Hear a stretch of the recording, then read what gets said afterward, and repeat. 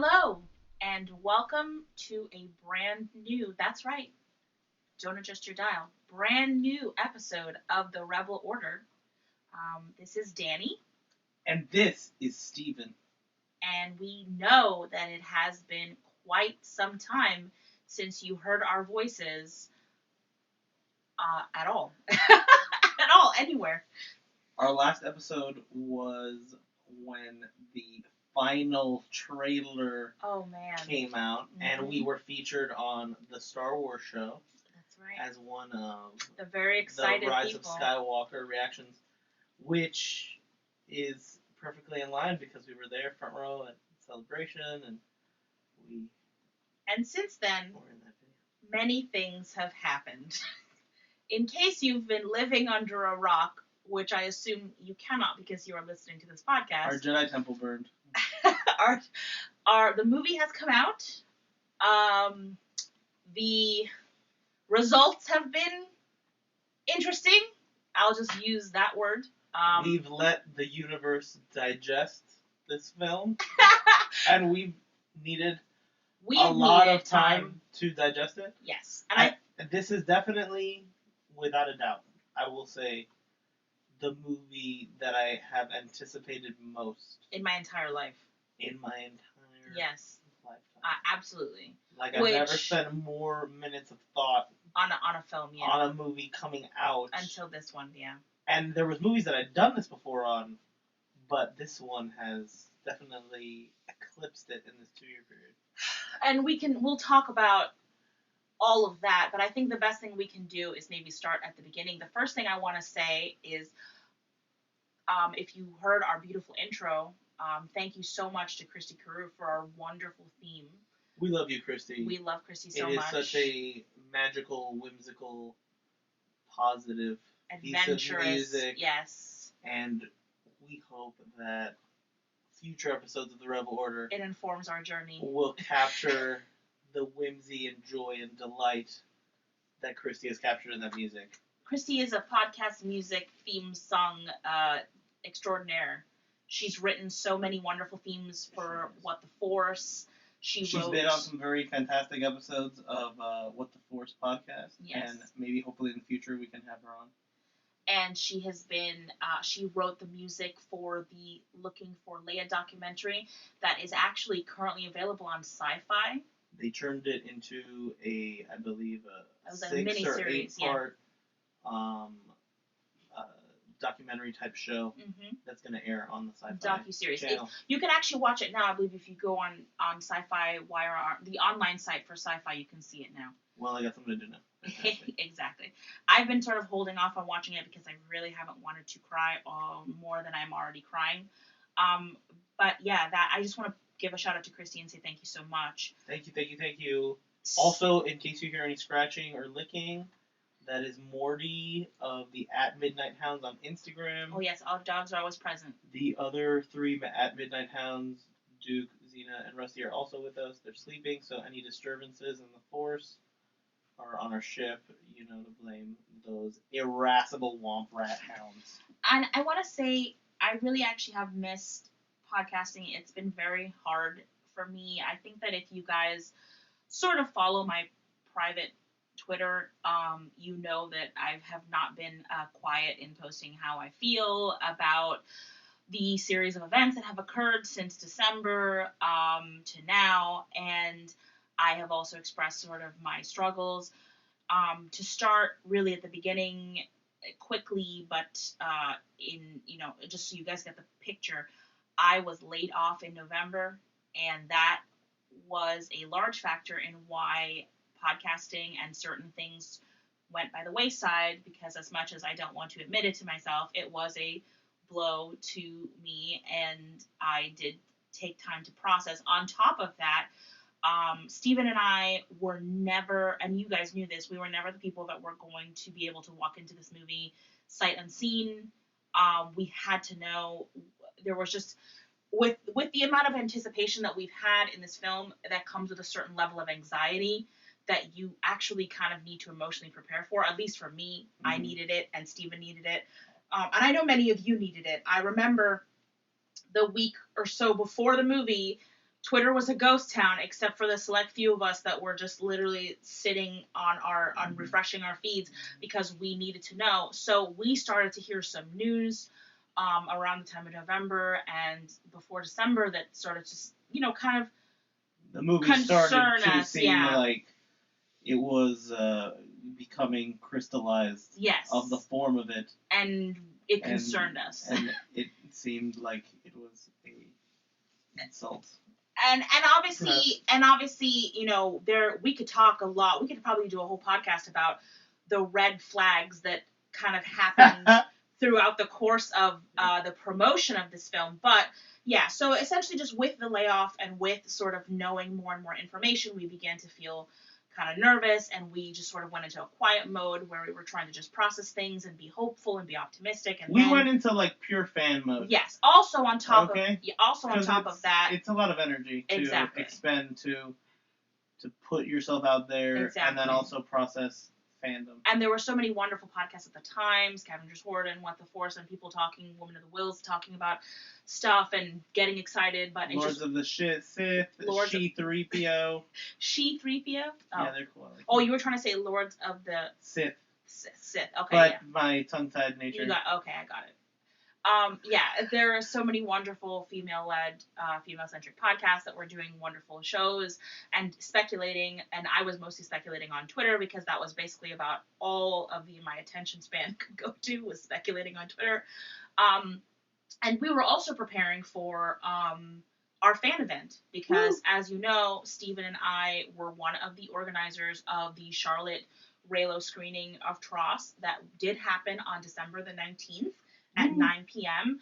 And went fairly smoothly. And was honestly, I will have to say, the bright spot in this experience, 100%. I am so grateful that I had that experience with the people that I did, and I was able to see this movie with people that I knew were the same wavelength as I was.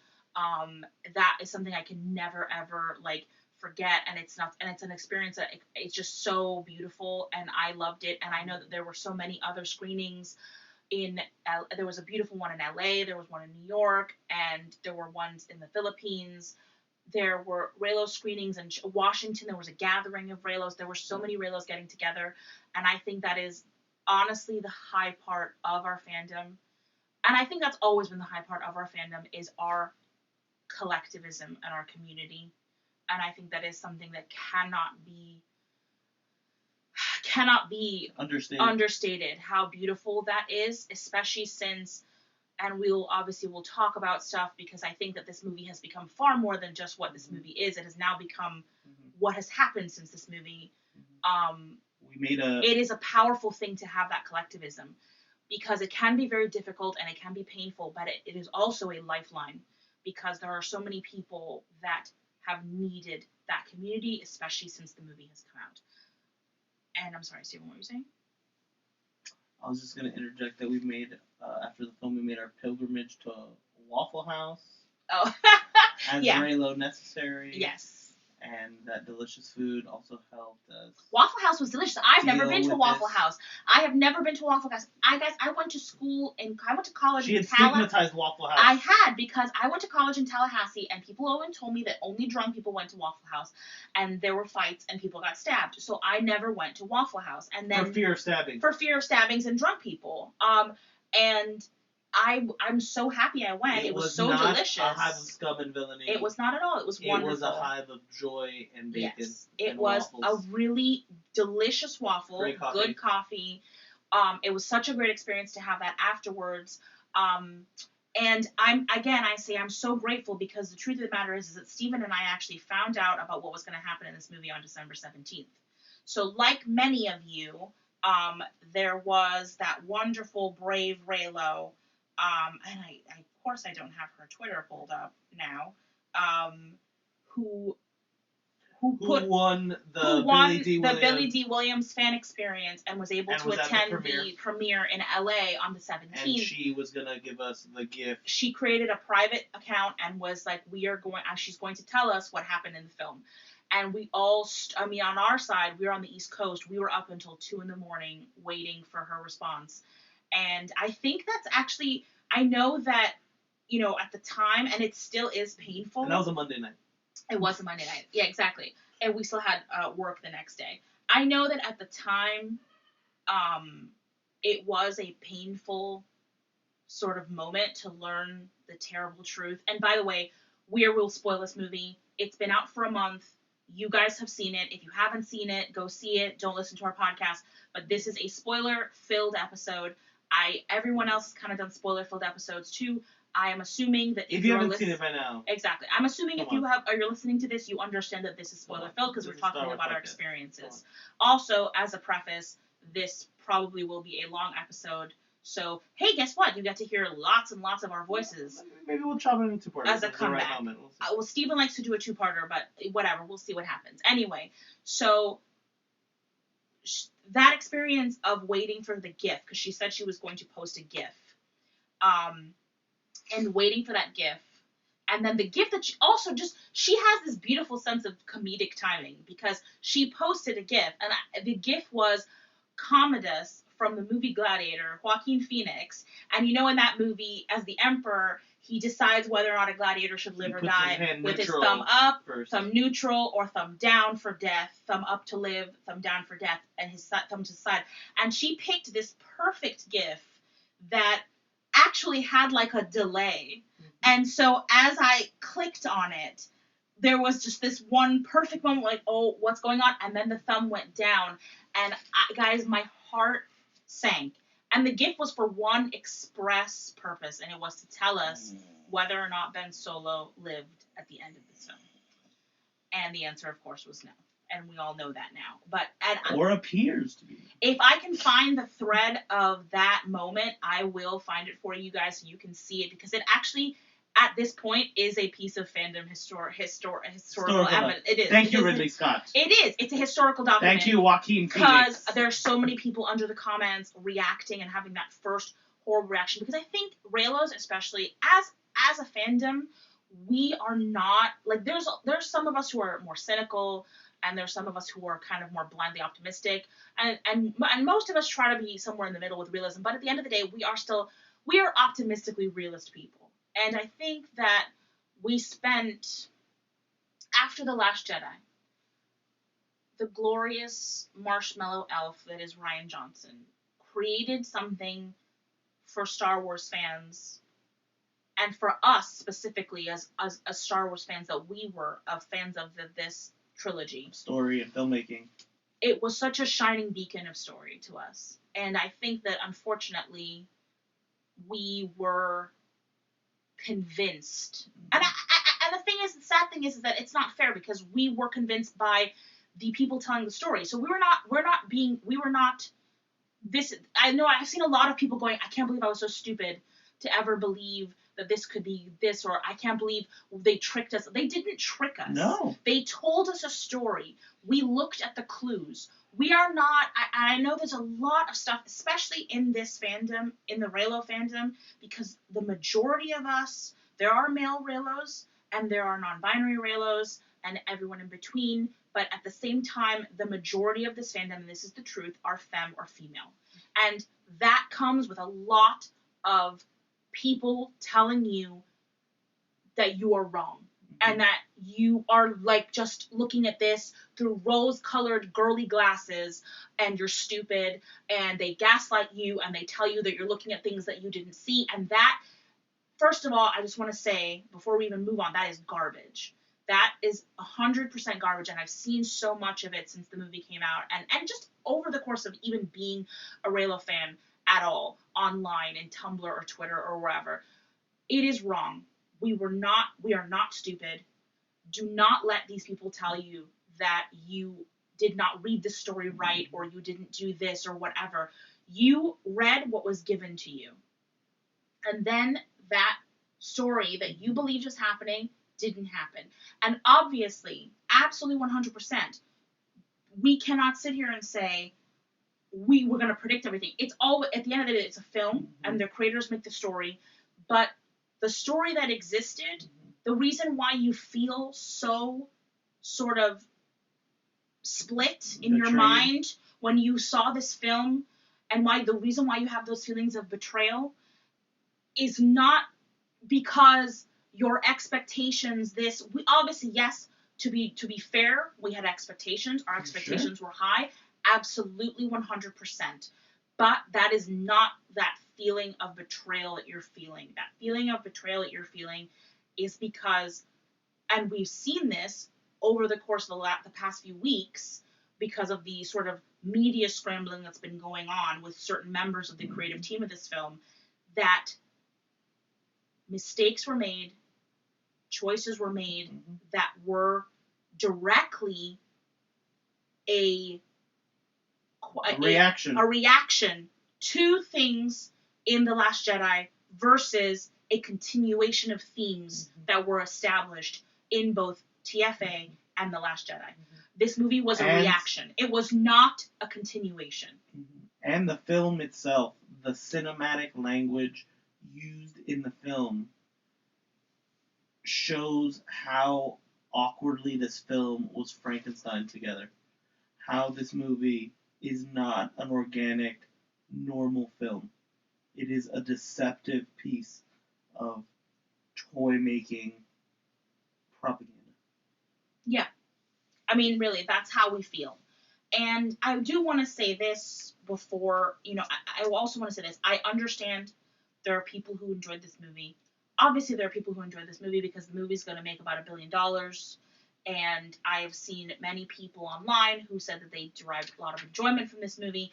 And you know what? I want to try to... for you. I want to say it, yes. If you gleaned enjoyment from this, I'm very happy for you. I'm happy that anybody saw this movie and got excited about Star Wars. Yes. And is more interested in Star Wars. Absolutely. And wants to know more about Star Wars. That's something cool to me. Yes. But for us, for one, on several levels, one, even just being the fans of the sequel trilogy that existed before the Rise of Skywalker, we are disappointed. And then on top of that, becoming people who did not just consume the content of the films, but also consumed this narrative storytelling around the films in the form of comic books, in the form of novels, in the form of video games, in the form of audio dramas, all those different things. We were devastated. I mean, I have to just be honest. We were devastated. And I know that Monday when we found out, it was a lot of... That was a lot. It was very much like going through the stages of grief, because my first stage was definitely just to kind of feel very angry at first, and then feel, a sense of denial that, like, maybe when I see it myself with my own eyes, it will not be in... maybe the subjectivity of film, I will be able to glean from it something different. And I can see how, if necessary, there's enough gymnastic mental hurdles that one could go through to just, let this film exist as Absolutely, sea level sort of just bare minimum finale to all this. But the story group had built up the themes to represent something that we were not given. I think that part of what is frustrating so much is that when The Last Jedi came out, I think The Force Awakens, for a lot of people, was very much an open-ended question, right? Just like the start of this, it was, a lot of us enjoyed it and got really into it, but really, the emotional weight of what this could be didn't start until The Last Jedi. And that makes sense because middle parts are always that moment. That's the result of the film that JJ made. Yes. JJ was for some reason he could not figure out how to put Luke in The Force Awakens and give him dialogue and not have the story be lost from all the other characters. And be centered around Luke. Okay? He has said now that whenever he brought Luke into that movie, he felt like the movie just became Luke's movie.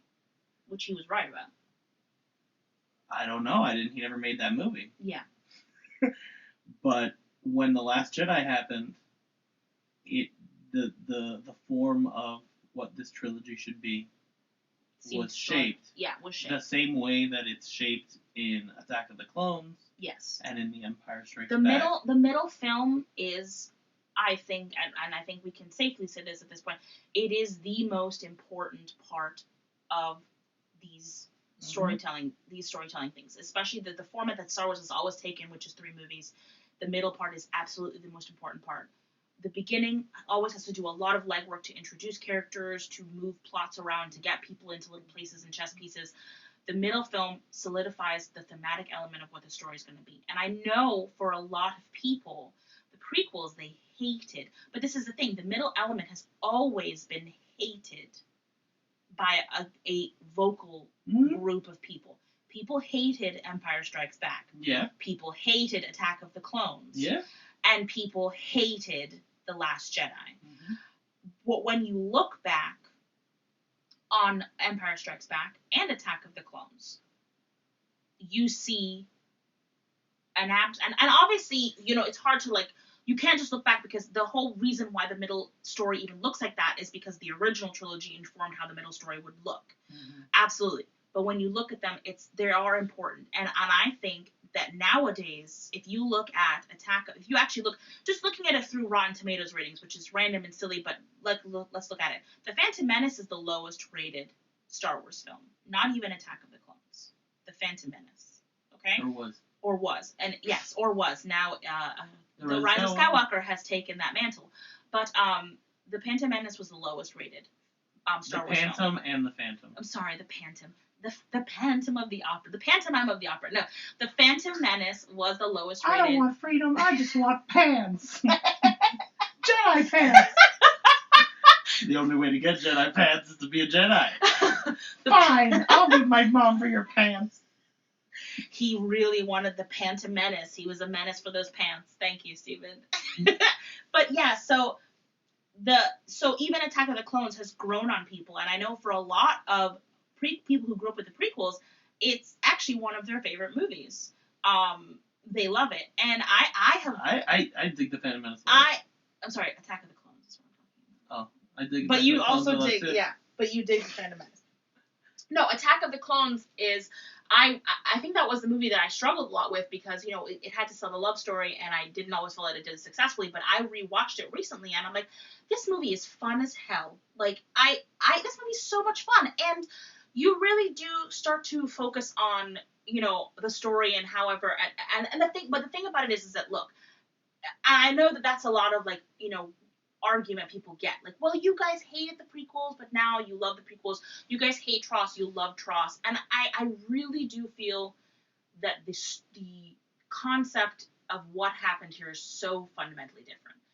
George Lucas could not, or let's not say not, George Lucas struggled to write dialogue that connected to audiences. The dialogue he wrote was very antiquated and created a sense of sort of a removal from the emotion of the story. And I think that affected, for kids, not so much, but for people in my age bracket, which I was in high school and then into college, it was sort of hard for us to become really emotionally attached to the dialogue because it was a struggle. However, the prequels, like the original trilogy, had a point of view. Absolutely. And the perspective always was key, even sometimes to the detriment of the actual film itself and how it moved and paced. But you always knew the perspective. I think the thing that's been really emotionally difficult here is that Steven and I believe in the future of Star Wars. We have always loved Star Wars, and when the sequel trilogy came out, we believed in the future of Star Wars. When The Last Jedi came out, we became excited for the future of Star Wars for the first time in years, if ever. You know what I mean? And this excited, rather. Well, we were already excited, but we were excited in a very different way. We were excited in a very theme park type of way. Yes. This is gonna be fun. Yes. But after The Last Jedi, this became like more than fun. This is going to be important. This became like, whoa, this is not only satisfying Yeah.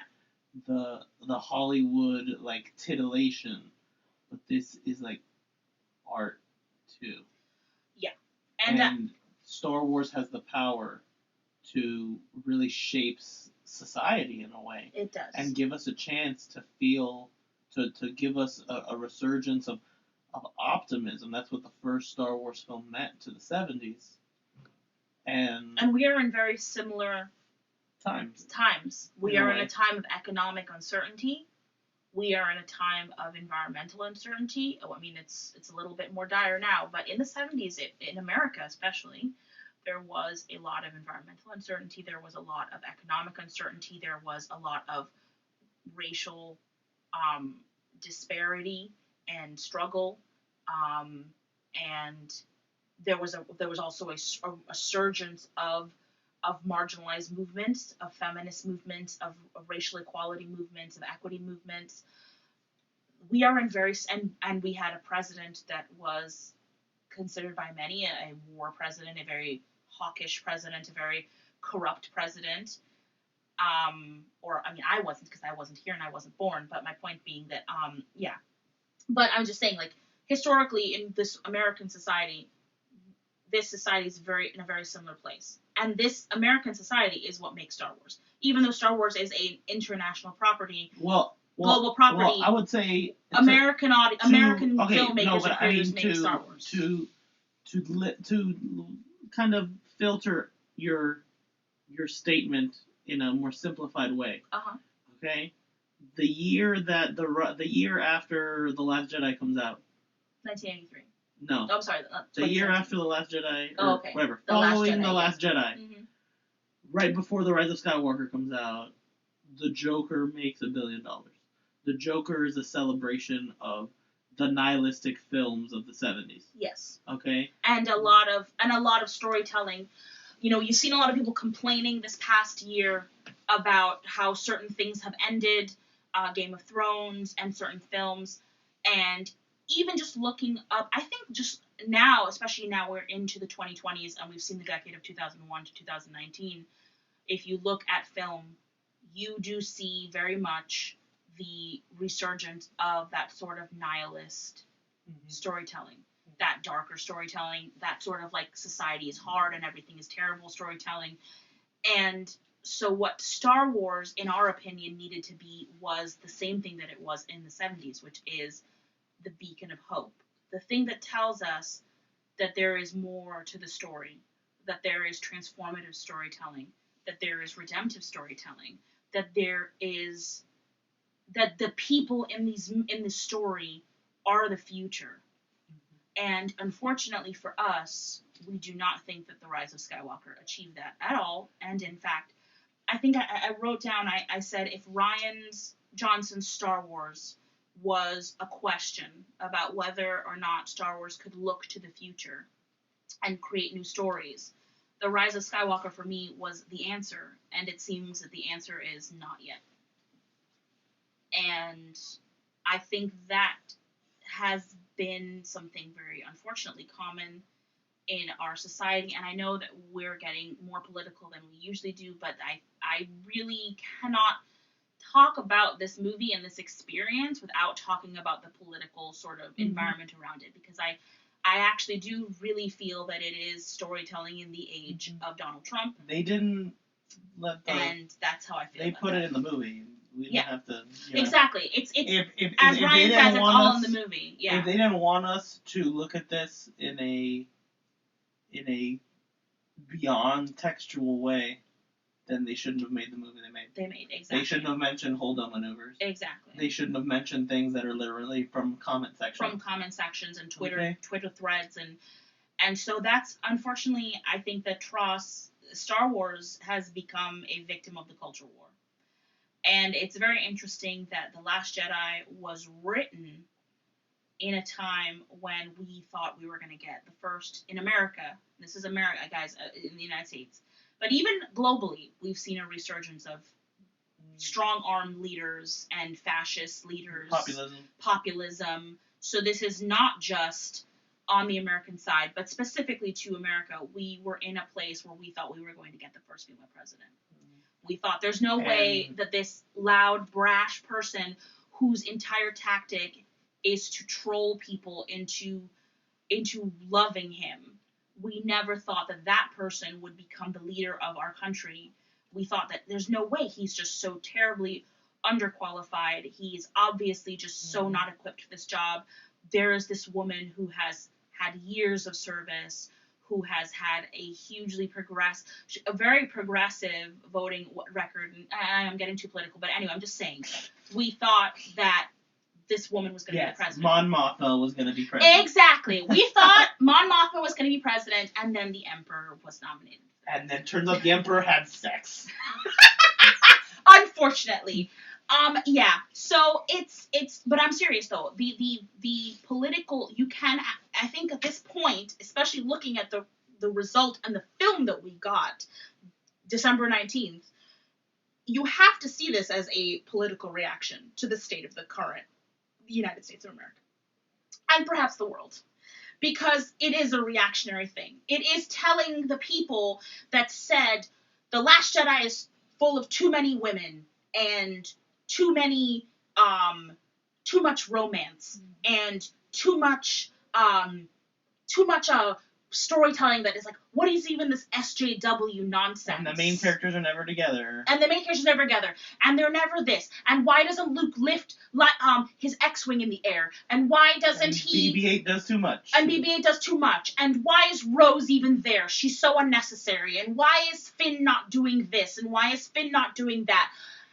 Everything you see in this movie is a reaction to a comment about that.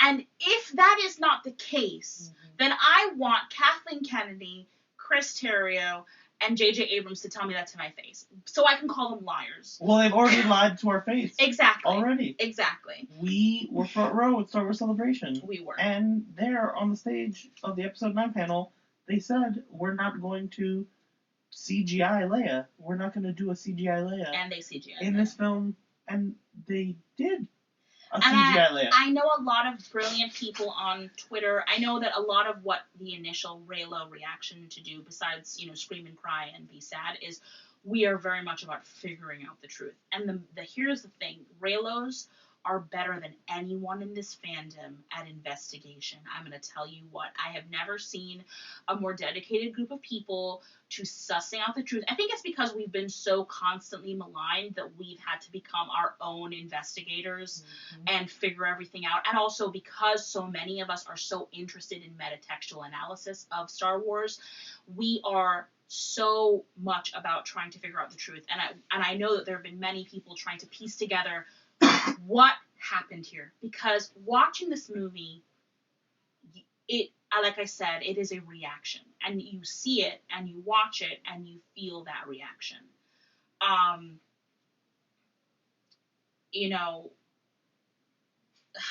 Yeah.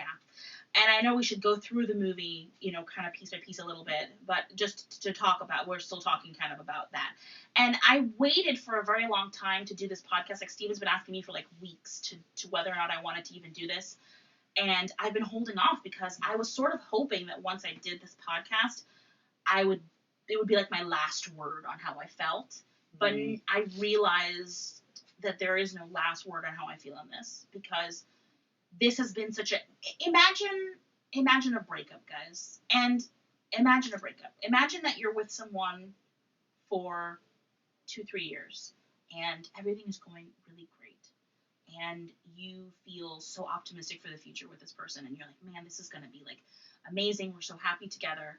And then, things start to kind of change and shift, but you're like, no, but I know that this person's going to stick by me. I know that this person is believing me. They give you hints and notions that they're going to stick by you. And then all of a sudden, one night, you learn the truth that no, they're not going to stick by you, and that things you thought you knew and believed are not it. And now you sort of have to...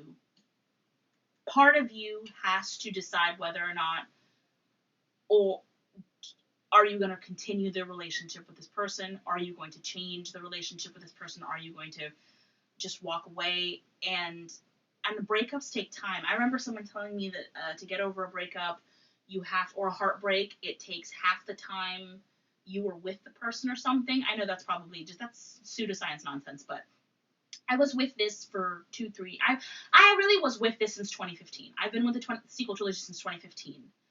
I got engaged at The Force Awakens. I got married the year The Last Jedi came out. And I got laid off.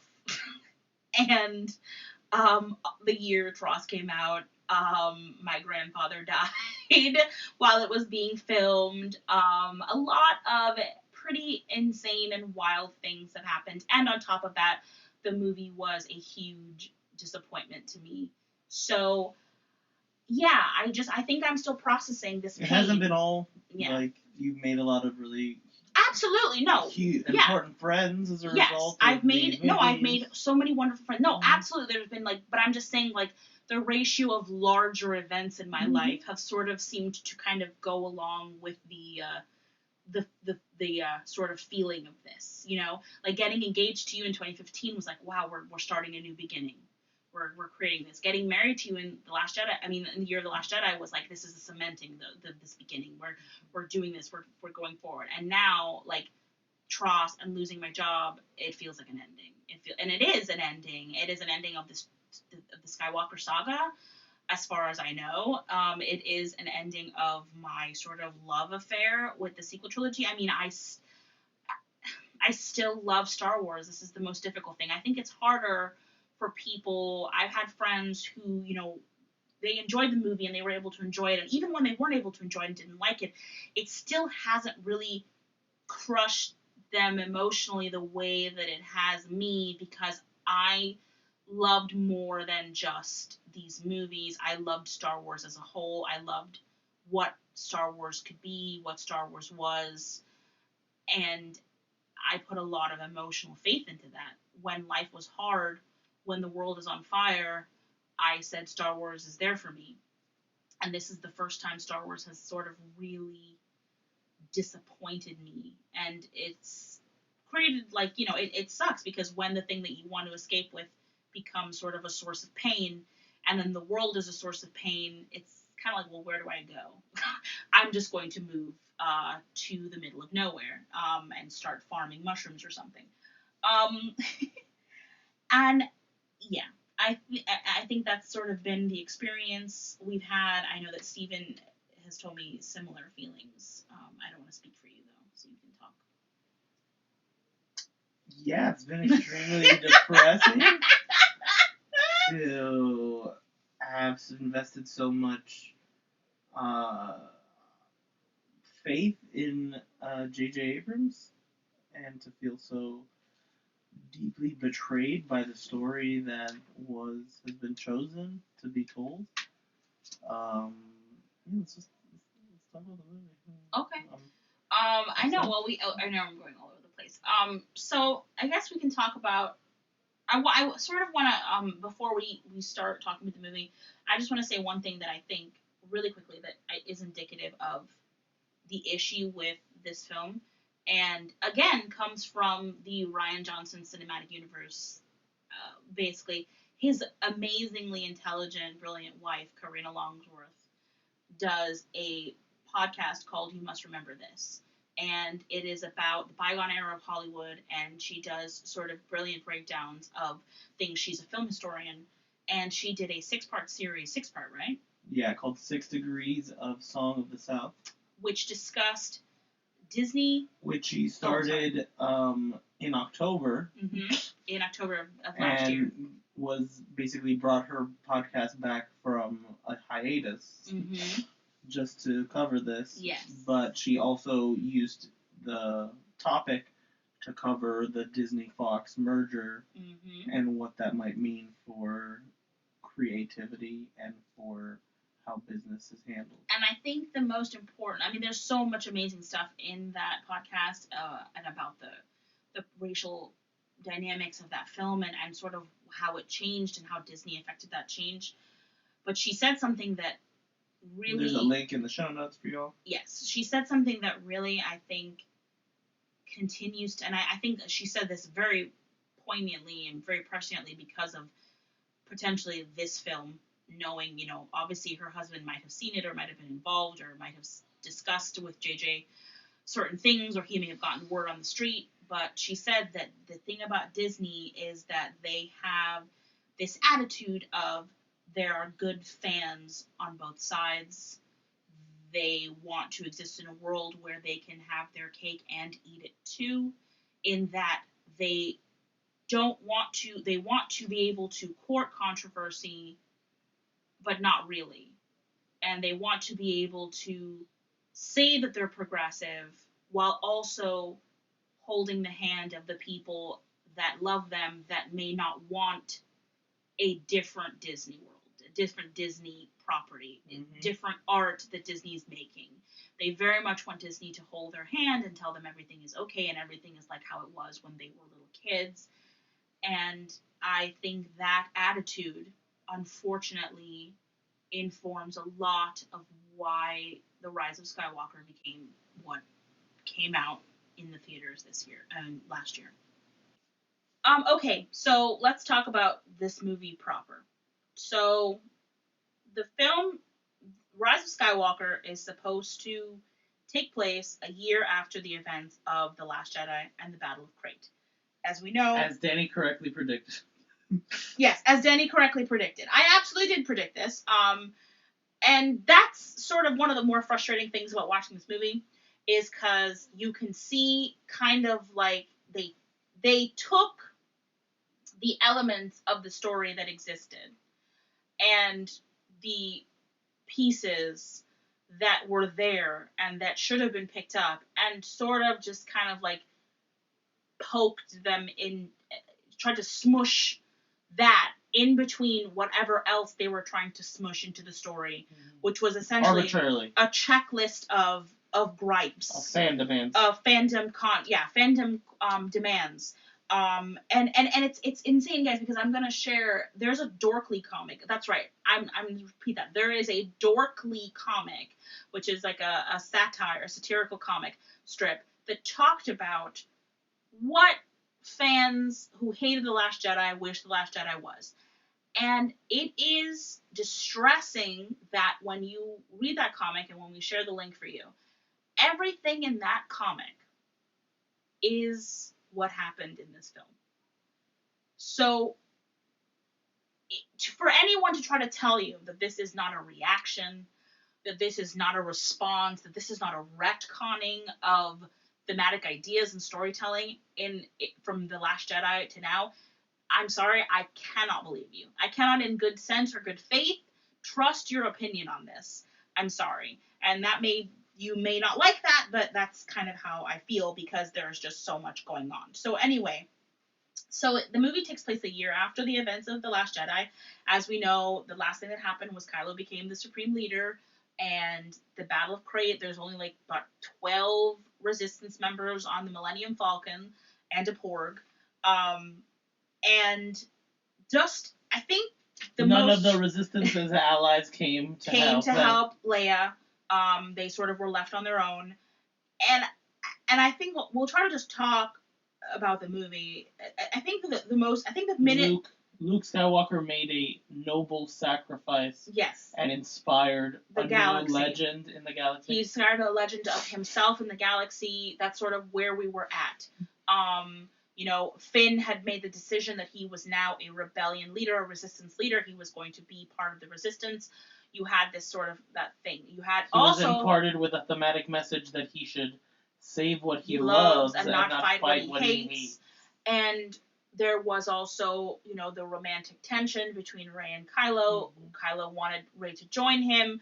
Rey could not, in good conscience, do so. There was conflict there. They left. Their Force bond seemingly was severed, or at least rather, Rey closed the door on the Force bond because she did not want to be a part of what Kylo believed was the future, which was to become the leader of the galaxy and, rule it. There was a thematic thread opened up that perhaps there's a single party that is profiteering off of both sides of the war? That the real evil of the galaxy is this endless war machine that these group of people are profiteering on, and that is sort of one of the cycles we have to break. If we break the war machine and we stop the war, then maybe these people will no longer profiteer. That's sort of all the stuff that was kind of in the end of The Last Jedi. And the minute I knew that I was going to hate this movie was the opening crawl. Yay! And I know that is absolutely depressing, It's but great filmmaking. Great filmmaking. I want to talk to you historically about the opening crawl, because I think there's been a lot of podcasts that sort of talked about the movie itself without talking about the pieces outside of it, and I know that sort of makes things longer and more detailed, but I think it's important. I want you all to know that, first of all, the opening crawl of this film did something that I don't think any other opening crawl has done, which is completely explain a huge plot point so that they don't have to bring it up for the rest of the movie. Or, more keenly, reference footage in Fortnite. Yeah. Oh, as key plot I'm sorry. for this Star Wars universe. I'm getting to that. So the beginning of the crawl says the dead speak. A message was transmitted from Palpatine. What message, you may ask yourself as an audience member? You may be questioning that. You may be wondering why. I don't know what. Was there an after credit scene? Was there an after credit scene? Was there a short film that I missed or something? No, there was a Fortnite promotion of, and I think that's actually where the Fortnite thing is when that first sort of like ball dropped inside. That was the weekend before. And that was the weekend before where I was like, oh, this may not be great. And not for us. This is not for us, because you had to not only play the Fortnite event to hear the message of Palpatine, and I'll find that message so you can hear it. You also got to see a clip of the film, and that was the first time we were really introduced to the wonder of, they fly now? They fly now. No. That wasn't the They Fly Now. That was. I thought it was the does she do that to us? Oh, you're right. No, it's the Bulio thing. No, it was the Bulio thing. No, it's the does she do that to us? The. You know what? I don't even know. No, it was the getting onto the Star Destroyer, and then her using the Force. You're right. Stuff. It was. Does she do that to us? Does she do it to us? That's right. Huh? Yeah. Okay. Yeah. It was action, and then like three lines. It was the implication that Rey is manipulating her own friends and making.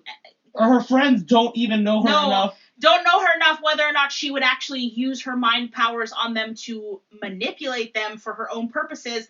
Isn't that great? Anyway. And literally her super tight trio. Yeah. That she doesn't tell any of her internal secrets to. Yeah. Doesn't even know about her rudimentary force powers. And how they work. And she's never even talked about how she escaped the Star Killer with anyone ever. Well, we'll get to that. And she apparently has been with these people for a year, and they know nothing about her abilities or her powers or what's going on. That's great. And she will not open up to them. So the thing is that the Fortnite message, we went back after the movie came out, and we listened to it, and man, oh man, we should listen to it then, because we would have known right away that there was something rotten in Denmark. The message of Palpatine... Hold on, I'm looking up the exact... You want to look up the exact dialogue? Okay. So I'll just keep talking about something else while you do that. So basically, we already have this huge problem where the film is opening up with a major plot point, revealing a major character comeback with absolutely no other explanation, and that we're also getting things that we couldn't even have witnessed in the film. We would have had to go into a game, and I understand that they probably thought, well, it's just like the supplemental material, like the books or the comics, where you sort of see something, but it's okay because you don't really need it. But I beg to differ. I have it here. Okay, he's gonna play it for you guys. At last, the work of generations is complete. The great error is corrected. The day of victory is at hand. The day of revenge. The day of the Sith. The great error is corrected. The great error is corrected. The work of generations comes to its end. Our revenge will be complete. Something like that. That, hearing that after the movie was kind of chilling, guys, because it felt very much like a response to everybody who has had a bad word to say about The Last Jedi or even The Force Awakens for the last 5 years, or however long we've been doing this rigmarole. And so, just you had to even be playing a video game to even get that message. And I don't. And the more horrid, at least injustice to me, is that this is a video game that predominantly I know 8-year-olds play.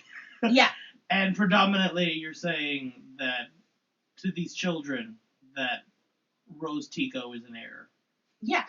The great error. In a textual way. It's very on. It's very hard. You know, what's so funny is that we got a lot of flack for looking into the metatextual analysis of The Last Jedi, being told that we're reading too much into the symbolism and the everything, and you guys are just horny fangirls who are reading into the symbolism. You guys are just a bunch of perverts reading into all the symbolism. When I feel that this movie should be reviewed on a cultural, like in terms of Star Wars culture, this movie needs to be taken beat by beat and picked apart for the absolute cultural response it is having to the people that were complaining about the silliness or the ridiculousness of us looking into anything in The Last Jedi for meaning. Because essentially what this movie is saying is that, no, those things, they were right. This has no meaning. But now we've injected it full of meaning, but that meaning is only meaningful to these people. You know what I mean? Nerds. Ha ha ha. Ha ha ha. So it's so bizarre. It's a very bizarre turn of events. Anyway, so, yeah. To know that we get a major plot point in Fortnite and then the major crawl, already garbage. I hate it. Then we open up immediately into action, which is Kylo Ren attacking people that you don't even know where they are, what they're doing. Now, he looks really hot because Adam Driver is delicious, and he's so good as Kylo Ren and Ben Solo. And I think one of my major pieces of stuff that I've been struggling with is, and I'm glad that I'm doing this now because before I would have just been crying, and I may still cry, but hold on, is how lucky we have been to have Adam Driver and Daisy Ridley doing these parts. And it's been very difficult for me to imagine a world where we continue on these stories with these characters as much as I want to see more Rey and Kylo Ren together. It's hard because for me, part of the mythology of the story became Adam and Daisy doing these parts together. So I wanted something very satisfying for their characters to occur so that I could walk away with a sense of my characters were taken care of. The story's continuing on. They can do whatever. Their story was right. No matter the outcome, even though I would have fundamentally disagreed with any story in which Ben Solo had died, pretty much, because of what I was given, I still, if somehow this film had presented to me something beautiful and meaningful in a way that felt like it meant something at the end of this movie, I could have walked away and been sad, but I think that I would have been okay. But because I just feel this essential sense of meaninglessness to so much of what the story was, because it undid so much of the work that I believed in, of the story group, that I've invested time reading their narrative and reading and going to Galaxy's Edge and buying holocrons because I believed that the message about balance and like the Force, this was going to be some grand thing. This was all part of the myth. This is all part of the storytelling. To see all that sort of be rewritten, erased, scraped over, Chris Terrio's like, can I copy your notes, but like he does it backwards. It's been really painful for me, and so I don't feel a sense of satisfaction at all in this ending. I don't feel it was an ending at all. I know a lot of people walked away from this movie and thought, oh, so they're doing like another one, right? And that is not something you want to feel when you walk out of a 42-year saga. People saying, great, now Rey can start her saga. And like, this was her saga. This was her saga. This was not about beginning her saga. This was supposed to be about completing her heroine's journey, so that if you do new stories with her, they feel like they're coming from a place where she's different. And I walked out of that movie feeling like nothing for Rey had changed. So anyway, Kylo is apparently on Mustafar. Do you know how you find out that he's on Mustafar? Not through this film. You have to buy the visual dictionary and then read it, which I did, and I'll post my thread. I got very drunk for 3 days and did a live thread. I linked to it on the Rebel Order Pod Twitter at Rebel Order Pod. Yes, and I did a reading, and I showed a lot of pictures. I didn't take a picture of every single page. I just took a picture of like the relevant portions I felt. But that's the only way I found out that they were on Mustafar. Because, and they tried to incorporate, there was a VR game called Darth Vader...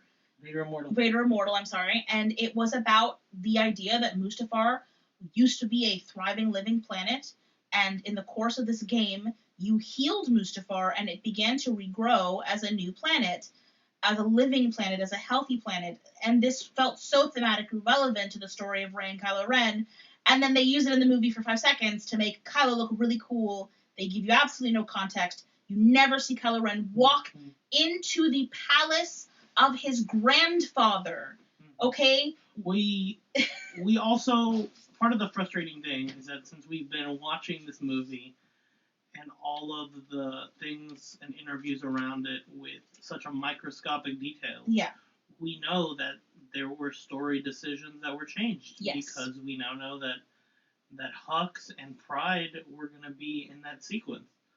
And that was changed, and they were shifted to later in the film. Yes. And I also just feel like there's been... The conversation around this movie has been so different from any other conversation of, like, TFA or TLJ, and maybe I'm just not remembering the TFA conversation, but especially the TLJ conversation. I never felt like anything Ryan or any of the team around it, when they talked about this movie, it never felt like they were literally filling in story beats, because everything was in the movie. As Rian Johnson said, it's all in the movie, and it was really more of them trying to elucidate for some people that may have missed or purposefully missed the meaning in the story, and they were trying to talk about certain elements. And then Ryan even released a beautiful documentary talking about the production of Star Wars, something again that is just like recalls both the original trilogy, the documentaries about the making of Star Wars, and all these beautiful old school things, but in such a naturalistic and beautiful way. Colorful. I'm sorry. Thoughtful way, exactly. Not in this sort of like, hey guys, remember this? Hey guys, every 42 years they got like Burning Man in the desert going on, Every day guys. we're just having the most fun of our entire lives. Every day, guys. Every day's a theme park ride. Every day's a theme park ride. Every day's cool. It didn't... So the stuff that they were talking about never felt like they were trying to scramble to explain the film for me.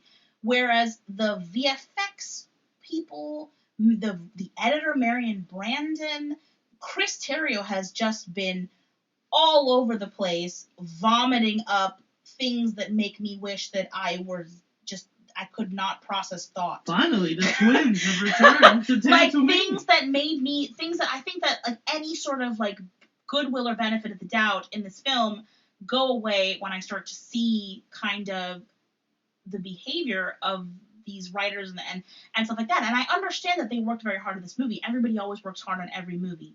Even the worst movies, people work very hard on. You know what I mean? The things that you see and you're like, why did anyone even spend money on this?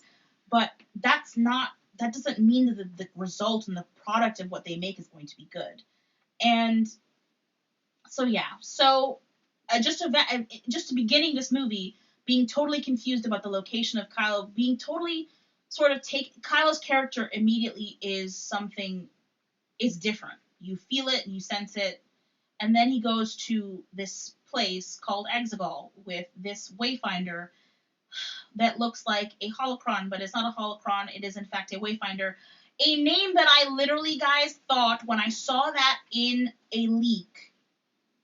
Oh, and we'll get to the leaks. When I saw that in a leak, I thought that was a placeholder for a cooler, better name. I thought, oh, it's a holocron, and they don't want to call it a holocron because then everybody will know it is a holocron, but we've already seen these things and they are called holocrons. No. They made their own special holocrons that aren't holocrons because we don't want to use the word holocron because that might isolate the Because audience. we don't want to respect continuity. Exactly. Because we don't want to respect we continuity. want to make up whatever we need to get things done. We're going to call it a and wayfinder. in this movie. We're going to call it a wayfinder. Because if you don't know what it does, it helps you find a way. Everything in this film is an explanation on top of an explanation on top of an explanation. It is exposition. It does not feel like a movie. It feels like a series of incidents that culminate in something that sort of happens at the end. I don't know. So he goes to Exegol, and there the Emperor is, and I think, guys, I think we're gonna really look back on this. I'm already laughing at this movie, but I have to say, Puppetine, my friends coined him Puppetine, is some of the funniest stuff I've ever seen. Palpatine on a crane. Palpatine on a crane is some of the funniest stuff I've ever seen in a Star Wars movie, and not in like a good way where I'm like, ha, laughing with them. I am laughing at you. You made a crane Palpatine. You put the corpse of Palpatine on a crane and moved him around, and it's so weird. I just want to see the toy now. Where there's like a Sith a crane operator, and there's like a whole like $400 box with a giant crane, and then just an action figure that you plug into it. Oh man, like that's what I want. You know what it was like, right? Captain EO. Didn't they do that in Captain EO? Yes, they did. And you know the bad guy in Captain EO? You know what she was called? What was she called? The Supreme Leader. Are you serious? Yeah, they so super this movie, went to Captain EO, but they were scared of having Kylo Ren transform into an all-white outfit and dance into a happy ending. They did, yeah, they really did. That would have been so much better. So, you guys, Captain EO was a show, and they brought it back briefly at Epcot. After Michael Jackson died. Yeah, after Michael Jackson died, and it's young Michael Jackson before all of the, so, you know. And it's Lucasfilm and Francis Ford Coppola. And Disney and Michael Jackson coming together to create a 4D and turn Michael Jackson into a science fiction fantasy action hero where he dances and saves the world and hangs out with a bunch of puppets. And there is a villainess who literally is on a crane, who's played by Angelica Houston, who's like the leader of like a robot army, and then they heal her. Yep.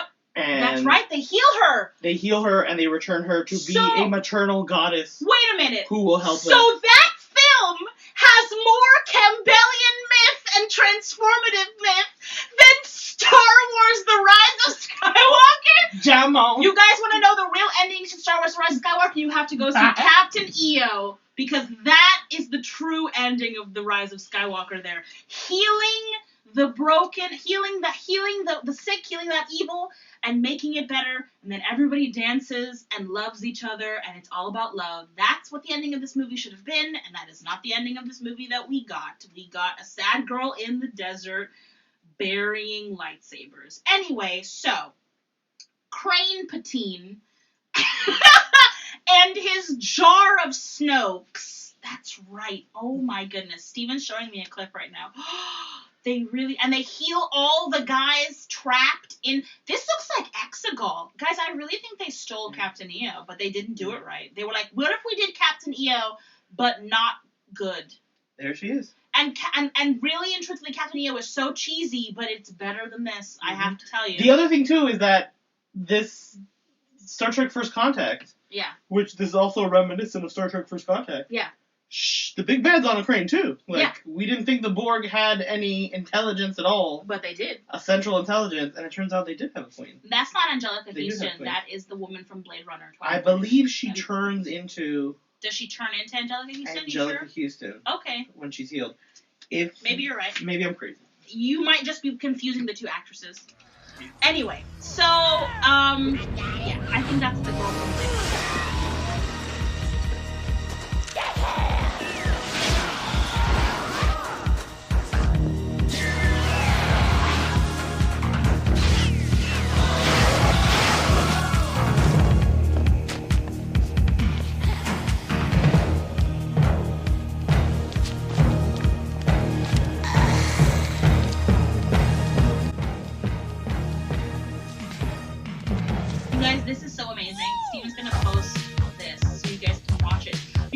telling you right now, this was supposed to be the ending. The only way to watch the The Rise of Skywalker is to watch Captain EO. Is to watch Captain EO and pretend that he is Kylo Ren and she, the goddess, is Rey. That's the way you're gonna be able to. Oh, there's even a droid in the back. It's a robot.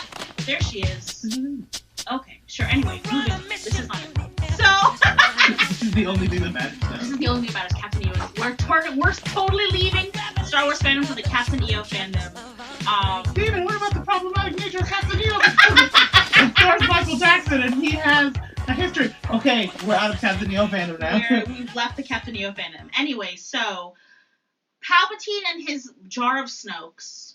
So Palpatine has basically admitted he is every voice in Kylo's head. Yeah, we're only in the first 3 minutes of this movie. Well, because you will keep interrupting. And this is the cinematic problem with this movie. Yes. Is that Palpatine says, I created Snoke. Yes. And literally 0.5 seconds later, for some reason, you're right, it is Angelica Houston. They show us a jar with 2 damaged, leftover, pickled Snokes. And guys, just hanging out. This is how, for no reason. As you even begin this movie, you start this movie, you just see the fundamental problem.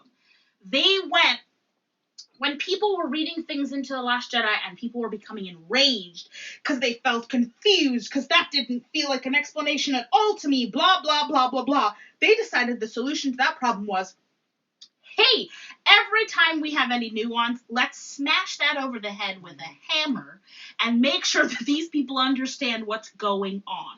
So, if he says, I made Snoke, it's not a metaphor, baby dolls. It's for realsies. He really cloned that Snoke, and he has a jar full of pickled Snokes, waiting to be Snokied. Like, It's so frustrating because for so long after The Last Jedi, I had to hear people critique The Last Jedi and be like, why does it open with a joke where they call him General Hugs? Why does this open with a call waiting joke? And literally the language of this movie is a 3-year-old's language of what being bad is and what has been going on as the giant evil conspiracy behind everything now. Mm-hmm. So now we went from exactly, and the thing is that I remember we've talked about, like, when we heard the Palpatine was coming back, we approached it with a sense of cautious optimism because we thought, okay, well, that could make sense. And I am not one of these people that's like, it came out of nowhere, because I think that there was in The Last Jedi hints of the potential for Palpatine to come back because they had that moment in the throne room, and I also think that the Snoke sort of whole setup as the Wizard of Oz, the curtain burning, the man behind the curtain, felt very much there was something larger in play. Little glimpses of whenever there's something that we're confused by, the answer is always in the unknown regions. Yes. So there's something in the unknown regions that we don't know about. It's not would have been cool. Yeah. It would have worked as a follow-up to The Last Jedi to bring back Palpatine in a way. In a way, on a level. Okay. Not literally as a bad behind what's going on. Puppet on a crane. Who is puppeteering everything. A corpsicle on a crane is not how I envision the return of Palpatine. Mm-hmm. And an entire secret society that is full of billions of people that we don't know anything about. That has always existed. Somehow. But for some reason have never come out and done anything. Never been mentioned or done anything. Exactly. Just sat around. And I think the thing is that, so I understand that there were trepidations about Palpatine, and I now seeing the results, of course, but I absolutely 100% think there's a way to use Palpatine in this film. The Sid Duarte ring. There's a way to use Palpatine in this film that would not have been whatever this was. I also think part of the fundamental issue, and then I'm seeing this now because I have watched 2 JJ Star Wars and 1 Ryan Star Wars, is Ryan understood the necessity for the A plot and the B plot. He actually added a C plot, but A plot and B plot are the 2 most important things. And what are those 2 things? The A plot is the plot with the Force, and the B plot is the plot with the Resistance. And technically, the Finn and Rose, it's part of the Resistance plot. So you can kind of call it B.5. It's like B+, right? Because it's still part of that whole element. It's just introducing something new into the Resistance plot. The idea that they would fight a larger evil, a socio-political one, and a war machine versus just pew, pew, pew, pew, pew, pew, pew, pew, pew. Mm-hmm. But that has always been the corner of successful Star Wars films, at least in terms of the OT. The prequels were more muddled, but that's because the Force was at the center of everything. The Jedi were at the center of everything, and the tone of those films were different. And perhaps that's what... But even then, there was always kind of a focus on the A-plot of the Force, of Qui-Gon, and the idea of the Chosen One and Anakin, and the B-plot of what's happening in the galaxy, because the political shit's going down, and this is how we form, excuse my language, and this is how we form... The A-plot of the prequel trilogy is the Force and the Chosen One, Mm-hmm.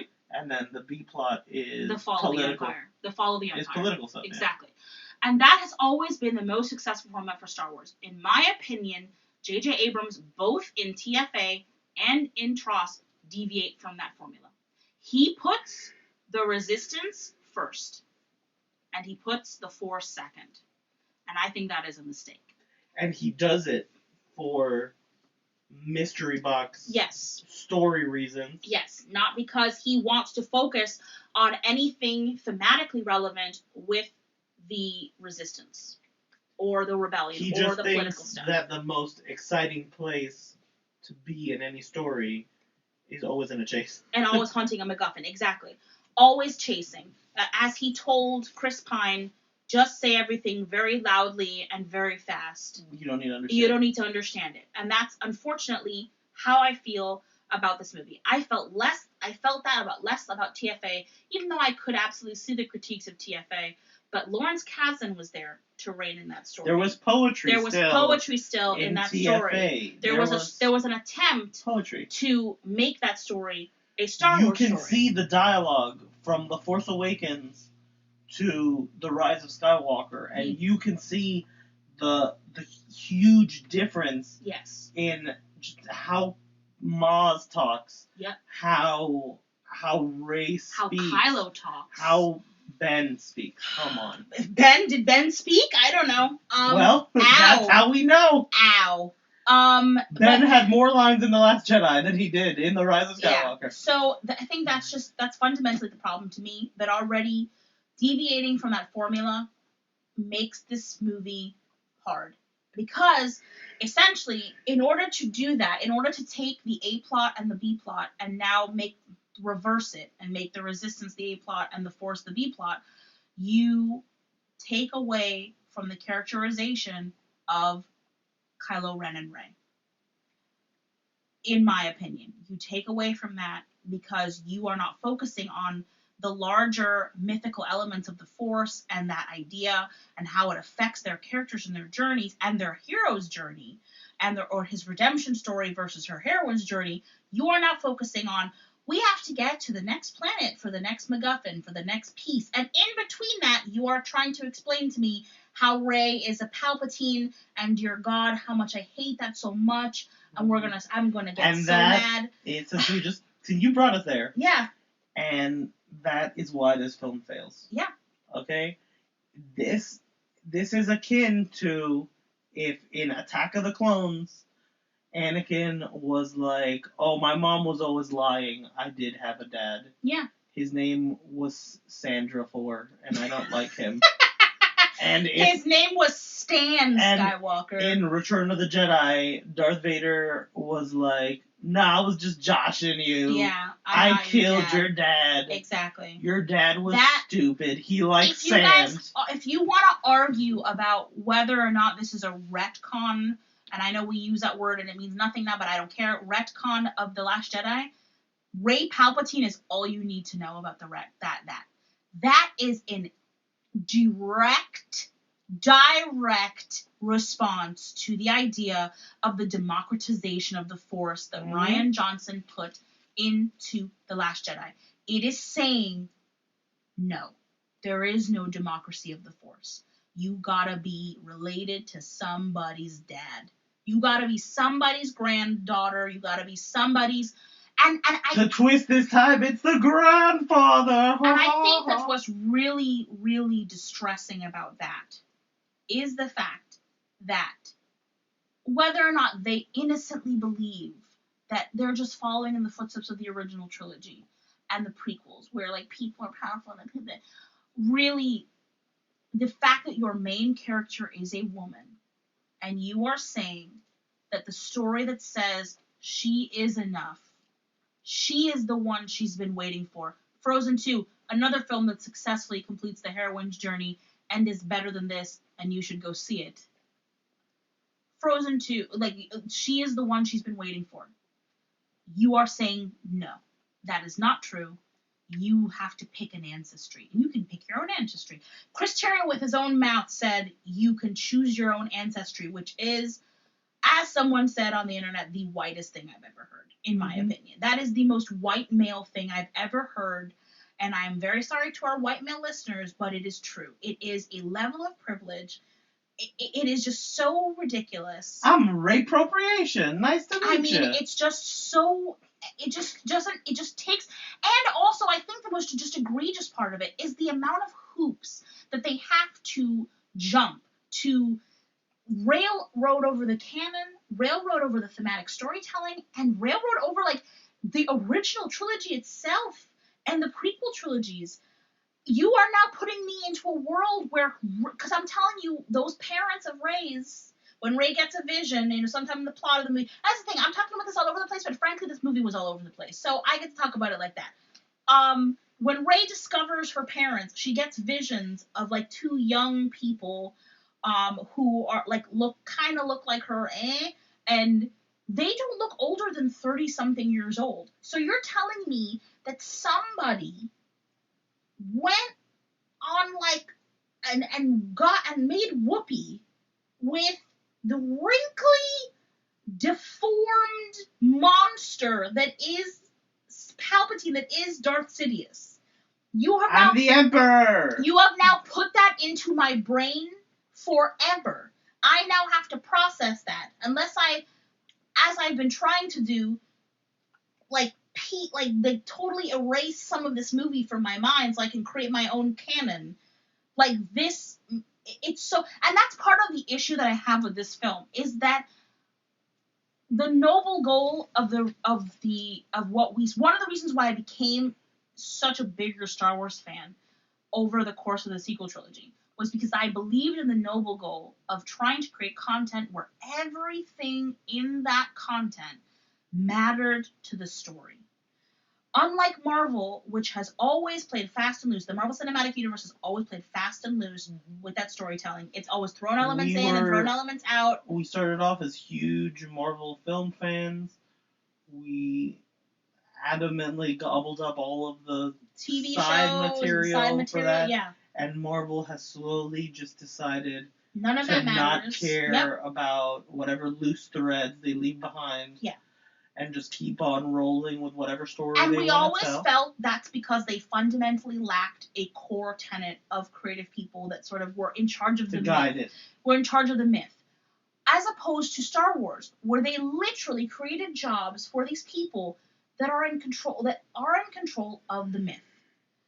The people in the story group, Matt Martin and Pablo Hidalgo and Carrie Hart when she was there, and Wayne Roberts, and all these people, Leland Chi, Doug, all these people are part of holding the myth and telling that story. And that felt so beautiful to me because I thought that was the way they were going to try to preserve George Lucas's ideas. And they were going to try to move the story forward. And as I read the content and as I watched things, I could see them working with what they had and creating these beautiful creative threads. And I know that in every movie, things change and are made, and so they have to sort of adapt. But this is beyond adaptation. This is literally blowing up huge portions of this storytelling in its own fashion. And betraying characters. And betraying character arcs, betraying characterizations. Betraying characters like Chewbacca. Yeah. From the jump. This is literally trying to rewrite history, characterizations, and history. Yeah, it's flabbergasting. And the thing is that outside of the movie itself, it gets worse because you read the visual dictionary, and with my own two eyes, I had to read that Chewie has always been apolitical. Chewie fought in the Clone Wars and freed his people from slavery from the Empire.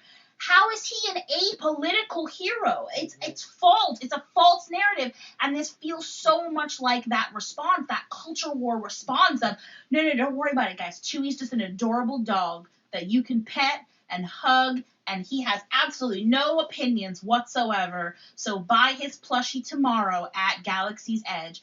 That's the problem. There's literally a moment in the visual dictionary where it's trying to tell us that Chewbacca isn't worried that he's held captive. Yeah. And doesn't believe his friends are going to come save him, but not because he doesn't care about his friends, but because he's a dumb dog. Yeah, that he's seen a lot of people come and go in his 250 years of life. Come on. It's so hurtful. The way that this film, story-wise, threatens to erase these, these valuable, special things about Star Wars, Chewbacca and C-3PO, then says, psych! And then psychs, yep. And then just gives up on that. Yep. And then when they finally, over the course of these 3 movies, have finally given us what we wanted, redeemed Ben Solo. And Rey and Kylo getting together. For a minute and a half, he doesn't get to speak, and he does. He's gone. And I think so just the huge the problem. Stakes only matters. So it feels like it's for me it feels like a betrayal, because it's like the canon content, the stuff that I was reading and believing in feels so it feels so much like an implosion and an explosion in this story. It feels like just totally scrap thrown out, half things, half there, and that's the thing. I feel very much so that this was a purposeful thing that they did, where they made everything a half measure so that you can read anything you want into it, except for people that feel very much have been following this story from the beginning and trying to follow the mythopoetic narrative from the beginning. It's not as easy to do that, because we're like, but wait a second, this contradicts this. But for somebody else who maybe doesn't care as much or wants to read into this however they want to. I've already seen interpretations that read into this saying how empowered Rey is at the end of this film, saying how much they love Ben's noble sacrifice, and on a level I can agree with their sort of perspectives. I really can. I can see it, but not because I truly and wholly believe it. It's more because this movie has presented anything. You can read anything into anything, because nothing means anything. As What the Force said, as Ty and MC said so brilliantly, it is a choose your own adventure, and you guys should definitely listen to their analysis and their review of the film, because it was beautiful and also long, like ours will be. Anyway, so yes, so this, I think, just story element wise, so simplicity wise, it's just basically a chase movie. Kylo is trying to get somewhere and try to chase Rey and her friends are trying to chase something else, and they are all trying, and they've got 16 hours, literally, guys, they say it, they have 16 hours to save the whole galaxy, because inexplicably, now there's a bunch of fighters in a magical place for the Sith, and they're gonna, they have a Death Star laser on every ship, and we gotta stop that, guys. We gotta get that. We can't let that happen. That's bad. And in between all of that, you have Finn saying Rey a whole lot. Poe and Finn sort of having a competition of who can out Han Solo each other. And then also this very uncomfortable element of, hey guys, just FYI, Poe and Finn, they're super straight. They're so straight, guys. They're super straight. They're the straightest you've ever seen them. Poe's been with girls since he was a teenager. They're almost too straight. When Poe at best has been a pansexual or bisexual character from the jump, okay? Poe flirts with everyone. Poe has chemistry. Oscar Isaac has chemistry with the toaster, and he has always used that to his advantage. And I really think that, like, a critique that I have... Oscar Isaac to star in Bravest Little Toaster remake. Watch out, Toaster. Watch out, Toaster. I think that's, aside from, like, the Rey and Kylo stuff, which, we can... Obviously, might take up more stuff, but just talking about Finn and as a character and Poe, the thing that has upset me is that reading every interview with Terrio has made everything so much infinitesimally worse. Because I could figure this out from watching the movie, but hearing them confirm it just makes it just frustrates you.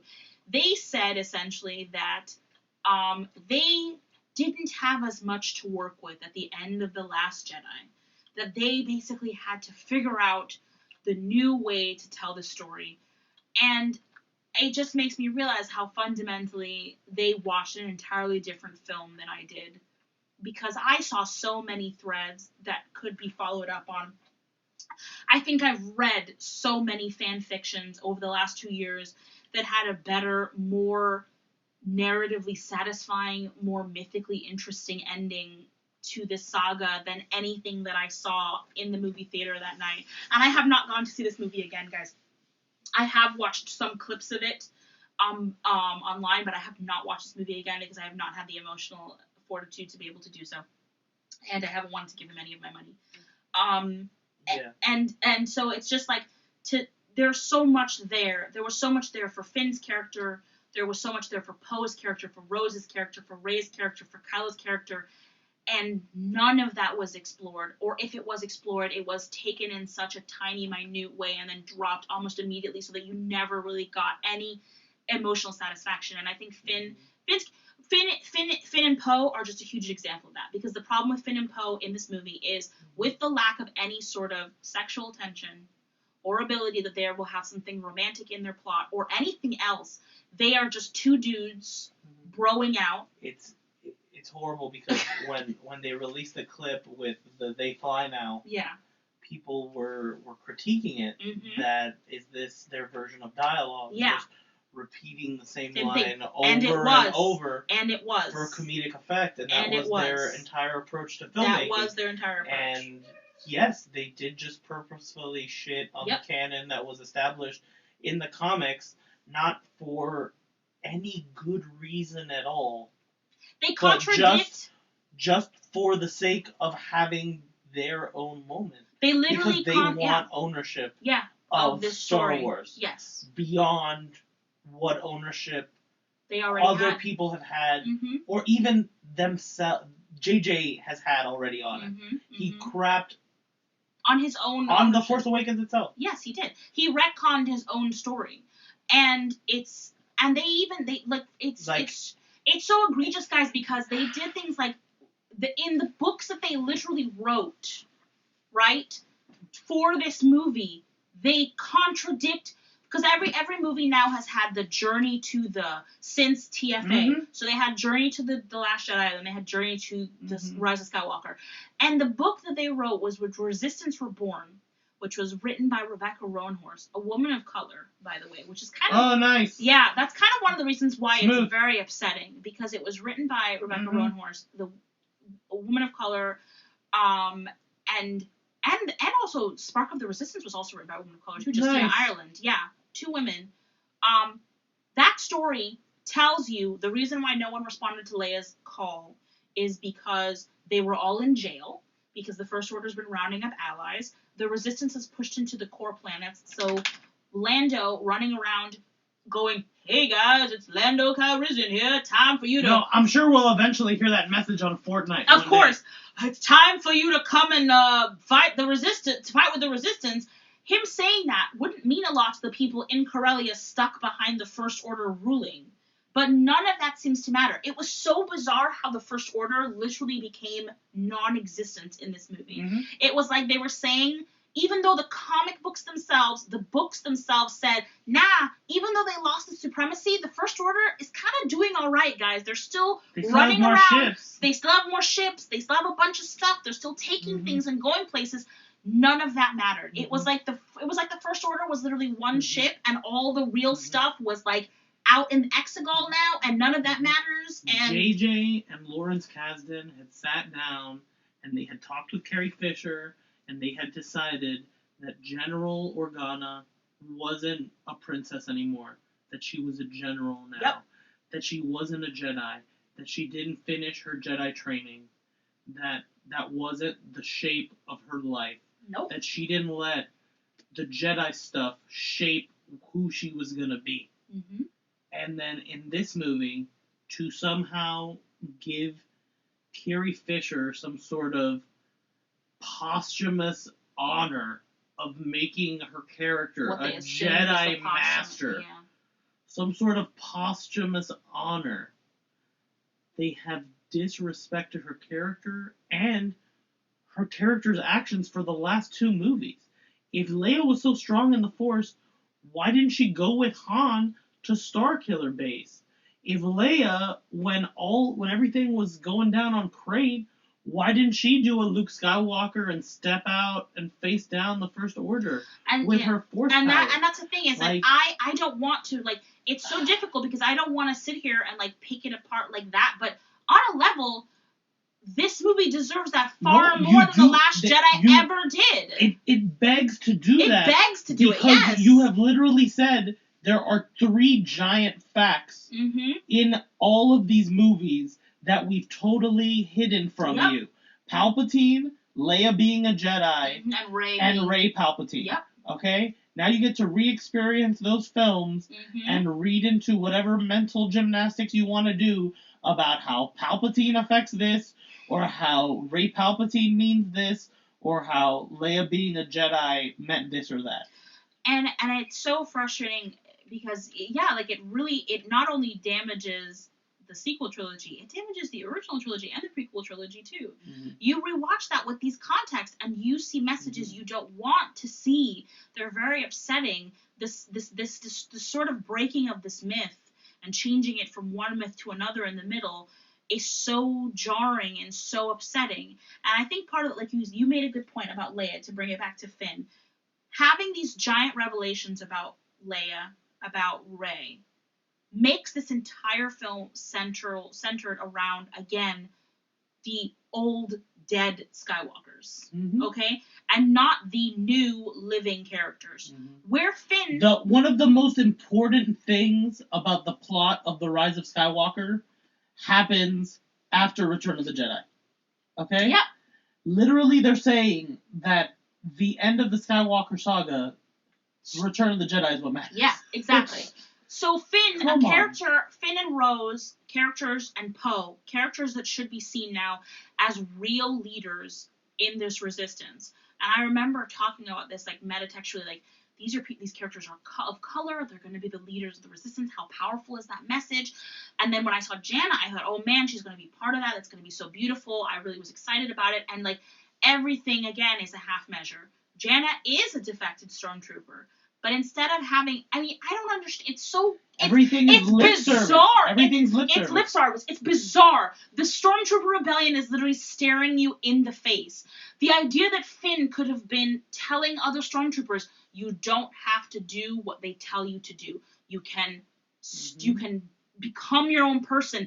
I took a name. I became my own person. I am my own person. And we saw on The Last Jedi Blu-ray that was an idea that Ryan that had. They were I feel like the story group was ready to go down that path, and they told Ryan it's too soon to put that in The Last Jedi, to open up that thread, and now that's a thread that basically The Rise of Skywalker says, if you haven't joined the good side by now, you never will. Too bad. And that you're bad forever. That message is so damaging, and it's so not what this myth should be and what we thought it was. And it doesn't support the fact that you still have redeemed Ben Solo, and then you ignore all the way these to reinforce that myth. These child soldiers, exactly.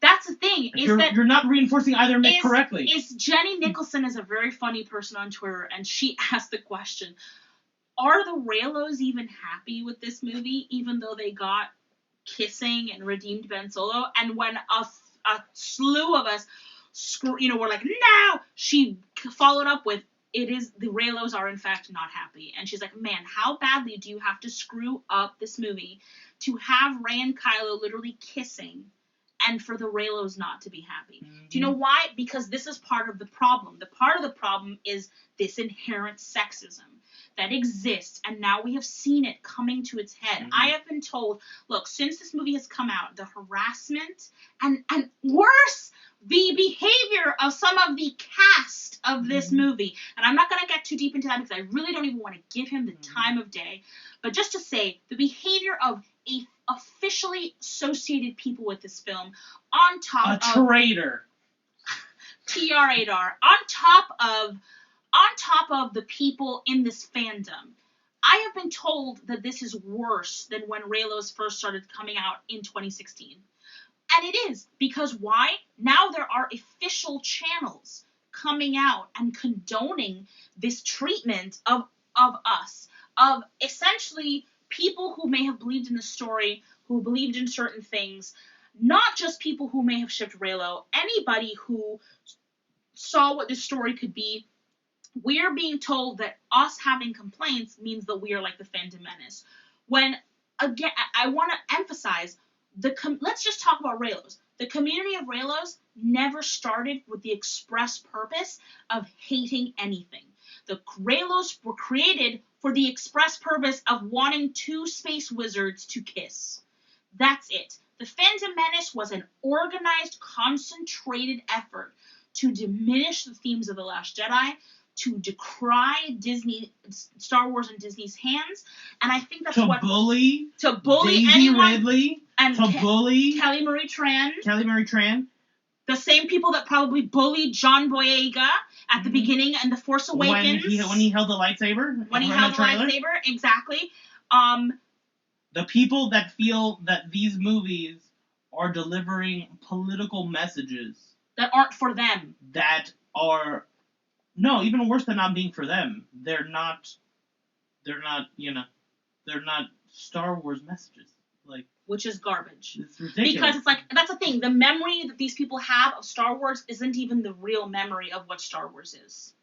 And that's so painful because these people have spent years saying Disney has no plan and they don't care, and we have spent our time defending them, defending the story group, only to now have them be proven right. Because watching this, they absolutely did not. It's not that they may not have a plan; they just did not care about the plan. And it's apparent that this is the case when, in the third act of this movie, when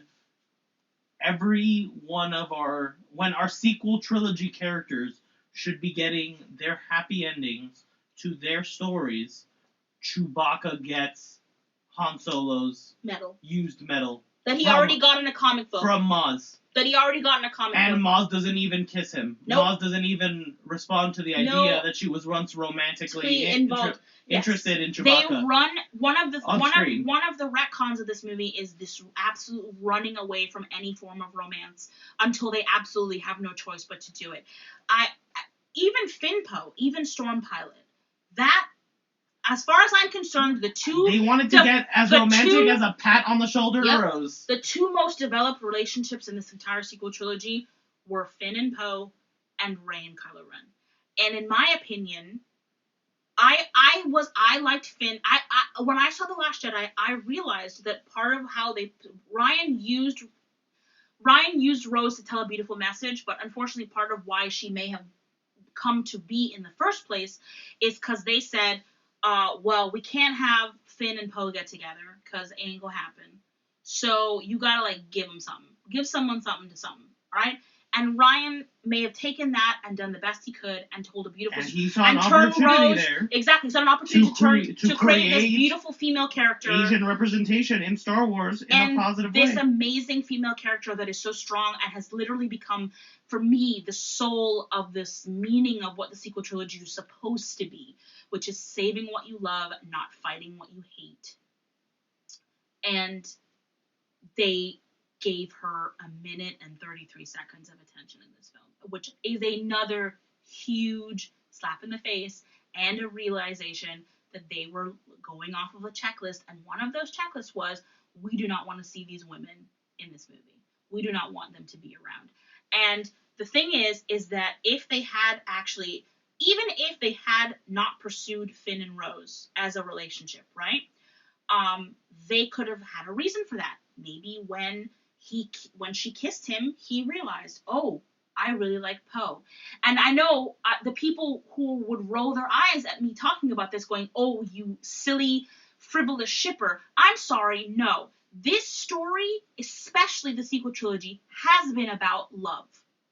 Or it should be about love. And those things matter in that story.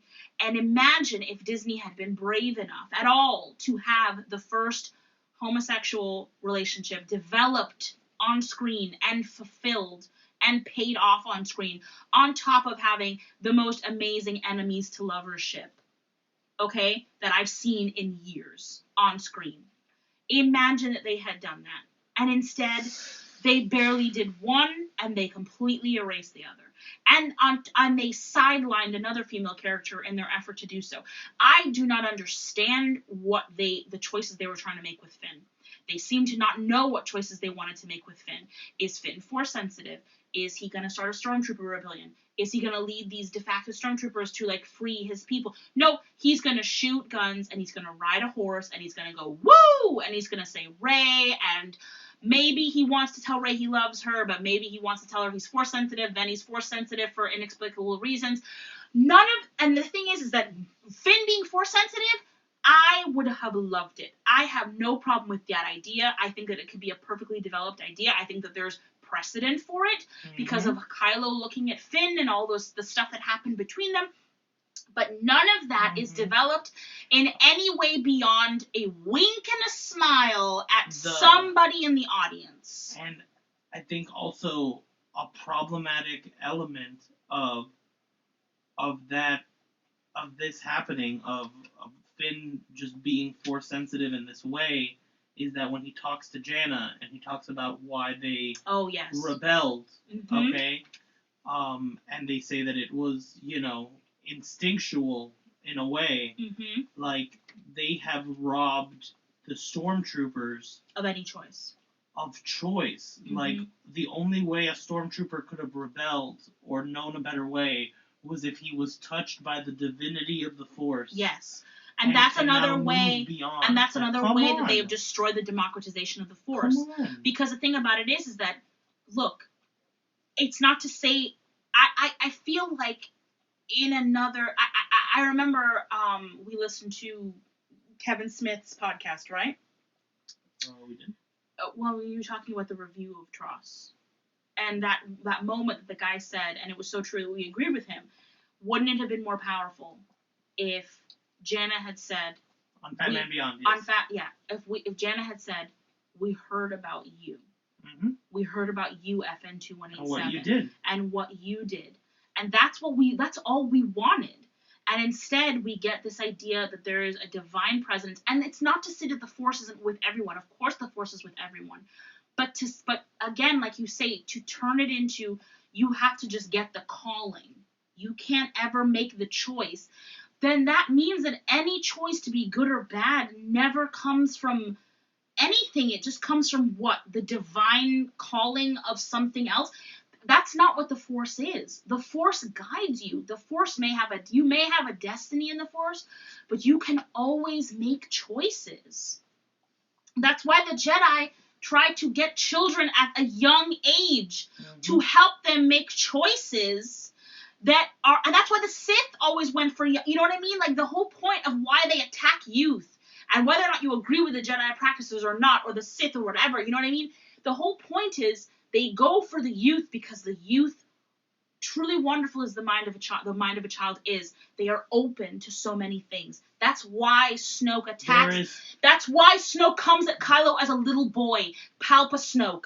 That's why he comes at him as a little boy, and that's why that's why the Rise of Kylo Ren comic books should have been a part of this mother criffing movie, and not a series of comic books that people can literally, and the general audience can ignore, because the power of the message of what happened to Kylo, that he was a child of abuse his whole life and spoken to and manipulated And that even though that abuse may not have come from his parents, but the fundamental tragedy of his parents not knowing what was happening inside of him And trying to his help. uncle and trying to help. And that now has become, Leia just knew he was a bad seed, so she tried really hard to not make him bad, but it didn't work, and now we have a new daughter. And she gave into evil dreams that told her that if she believed in herself, she still couldn't save her son. Exactly. So she just gave up. At every turn you see, I think part of the reason why this movie has been so psychologically jarring for me and a lot of women who watched it, and I'm sorry that I'm getting emotional, but a Tross podcast isn't a Tross podcast unless you cry. I'm sorry. Unless you really loved it, then you know what? I hope you're crying with joy. You should be crying. I think what's so hard for me as a woman who really believed in the heroine journey of Rey's story is that I didn't see a movie for me at all in this, and I didn't understand it, and Rey's journey was just so different from what I expected, and it was more that they robbed us of Rey's final Star Wars yes, film. they This is did. a different character, and that's the thing is that for a lot of Reylos, they identify with Ben Solo first and Rey second, but I was never that person. I identify with Rey first, and then I identify with Ben Solo second. And I loved these characters both so much by the end of The Last Jedi that I just wanted the best for them. I wanted them to be happy so badly. And then to see, in my opinion, Rey's agency stripped away from her. She spent this entire movie never discovering anything for herself. She only spent this movie being told what to discover, being told what her destiny is. Everyone continuously misremembers that moment in The Last Jedi when Kylo Ren says to her, "Say it. You know the truth. Say it." He says to her, "Say it." Not, "I am going to tell you." Mm-hmm. And what does Rey say? She says out of her mouth, "They were nobody."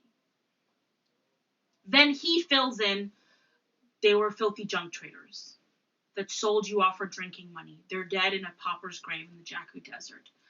That is all he fills in, okay? But she is the one who admits the truth to herself. And it is so integral in that movie that it is Rey who says it out loud first. It is so integral, okay? Because it is Rey's journey. And the problem with this movie is it is not Rey's journey anymore. Kylo Ren has been turned from a character with complexity and depth from the first half of this film into a guy that really has got to text this girl a message and he's got to let her know something, but she keeps running away and he's just got to like text her and call her back and say, "Just pick up my phone to leave me on read, girl." Like that's what he becomes. I had to hear out of the mouth of Adam Driver, one of the finest actors of our generation, "Rey, you are a Palpatine." I have never heard Adam Driver in acting pain before, you guys, and I've watched like every single movie he's made. Even some of the shorts. I have never heard him in acting pain, and I'm going to tell you something. I heard acting pain in that moment. I heard him struggling with the words, "Rey, you're a Palpatine." Through the mask. Through the mask. To the point where people sometimes think that it's not even Adam Driver standing there in some of these scenes. That's how disembodied his characterization feels for some people. His physicality is different. His emotions are different in the mask. And thankfully, when they do get moments where they're unmasked and Daisy and Adam are trying their best and they do the best they can with the material they were given. And they really, when they get that moment where Rey, like I'll talk about what I like because I know it's just been a deluge of anger and sadness, but I love the Rey and Kylo stuff, even the stuff that felt sometimes OOC out of character, because like the necklace grab and the sexual tension between them, and I don't think that's something that I don't know if I can give credit to JJ, maybe to the editor Marion Brennan, but I don't know if I can give credit to them for doing that on purpose. It almost feels like a happy accident that occurred. Well, it's infuriating to me that JJ couldn't even follow the cinematic language established by the Force Bond. He had to make the Force Bond more fancy, more special, more slow-mo. He had to put explosions in it. He had to have it shift from day to night for some reason. He took it from a tool of communication to a tool to a weapon. To a weapon, yes. To a weapon of even the cool moment. Of deduction. Like, even the cool moment where Rey passes the lightsaber to Ben Solo, that moment is cool, but it would have been far cooler if it hadn't been established 500 times that they could do this.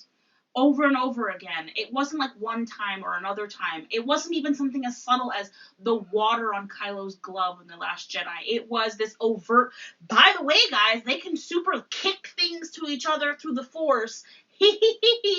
It's so, everything has been stripped of any sort of nuance.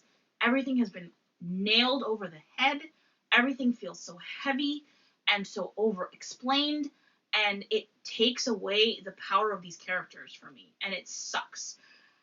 That's all I can say. It sucks. And so, Daisy and Adam do such a beautiful job together.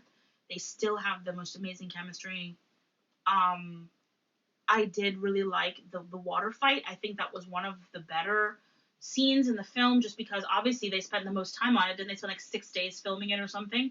Good thing it worked out, except for all of the incessant flipping. I'm sorry, I hated that as well. Why are they incessantly flipping when they didn't incessantly flip in the other movies? If it had just been one flip or two flips, and I know this is like nitpicking, but this is nitpicking that upsets me. One flip or two flip is fine. They flipped in every single fight they had. It was a flip here and a flip there and a flip here. And why? Oh, why would Kylo start doing that when he's been a Force wielder for far longer than Rey? Why would he just start flipping? Why? They proceeded to flip levels. They're just. They're heightening up to flip levels. Gotta flip it. It feels just so video gamey. It's like you have unlocked flipping. Now, like, you will flip. And it doesn't feel earned. And what frustrates me is, I think, there's the term, let's talk about the term Mary Sue. Mary Sue is a term that I think that even the original guy who invented the term Mary Sue wishes they had never invented the term Mary Sue, because it has been so maligned and misused and taken in this sort of horrible sexist point, of course, because as always, everything can be used against women forever, even when we invent it. And I think what people don't understand what a Mary Sue is. They've been accusing Rey of being a Mary Sue for years, even when she tried to have the heroine's journey in the story and have all these flaws and this sort of internal monologue and the struggle. No, Mary Sue. And what is hilarious is I have not heard a single drop of that in this film, except for maybe one or two outliers. I have not seen a deluge of Rey is the biggest Mary Sue I've ever seen. But let me tell you something, my audience, my listeners, my loves. A Mary Sue, in the most traditional fan fiction term of it, ends up being the secret princess or ruler or something of one of the most powerful characters in the story. Okay? That is a classic Mary Sue trope. So by actually making her Rey Palpatine, they have cemented... They fulfilled the Mary Sue. They have fulfilled the Mary Sue. Instead of fulfilling the Campbellian hero's journey. The Campbellian myth, the heroine's journey. They completed the Mary Sue. They completed the Mary Sue journey. They completed the American monomyth journey. They absolutely turned her into a superhero without any reason or thought, except that, man, this'll be cool. And Chris Terrio's reasoning that we thought there had to be more to the story because I think that's Rey Nobody's too simple, when literally the thing that Rian Johnson explored was what would be the worst thing that Rey could hear was that she was related to no one. But they think, no, the worst thing you could hear is you're related to Satan. Because that's essentially who Palpatine is in this story. Palpatine is Satan. He is the great... He's the great snake. He's the great snake. He's the prince of lies. Except when it comes to, like, telling someone that that's the worst part, is we're just supposed to believe blithely that she's his granddaughter? The Palpatine, the prince of lies, the king of lying, who manipulates everyone. I have been every voice in your head. But this is the truth. But this is the truth. you're my granddaughter. I'm sorry that you didn't get all of my birthday cards. I had a son. He was a nice guy. Couldn't work with him. Exactly. Couldn't work with him. As someone He fell in love. As someone said, he was a squib. I mean, like, seriously, it's just, when you start to pull a thread at the story, it unravels like a cheap sweater out of Forever 21, and I don't know, I cannot understand how, except for my my cynical judgments of the people who criticized the other stories, liking this because it fulfills this very easy, sort of simplistic, like, oh, I know that. It's like Captain America literally for 2 hours going, I understood that reference. That's what this movie is. Yep. It's Captain America for 2 hours going, I understood that reference. Yep. Hey, look, it's Wedge Antilles, guys. Hey, look, every 42 years, oh, are they the Stormtrooper 77? Get it? Like, they're the Legion 77, like 1977?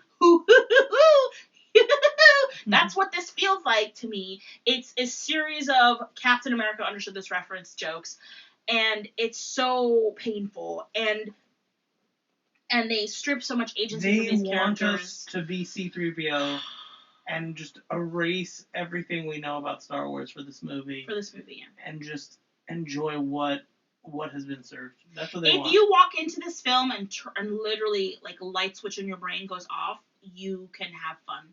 Sure, absolutely. Oh, look, a chase. Oh, look, stuff.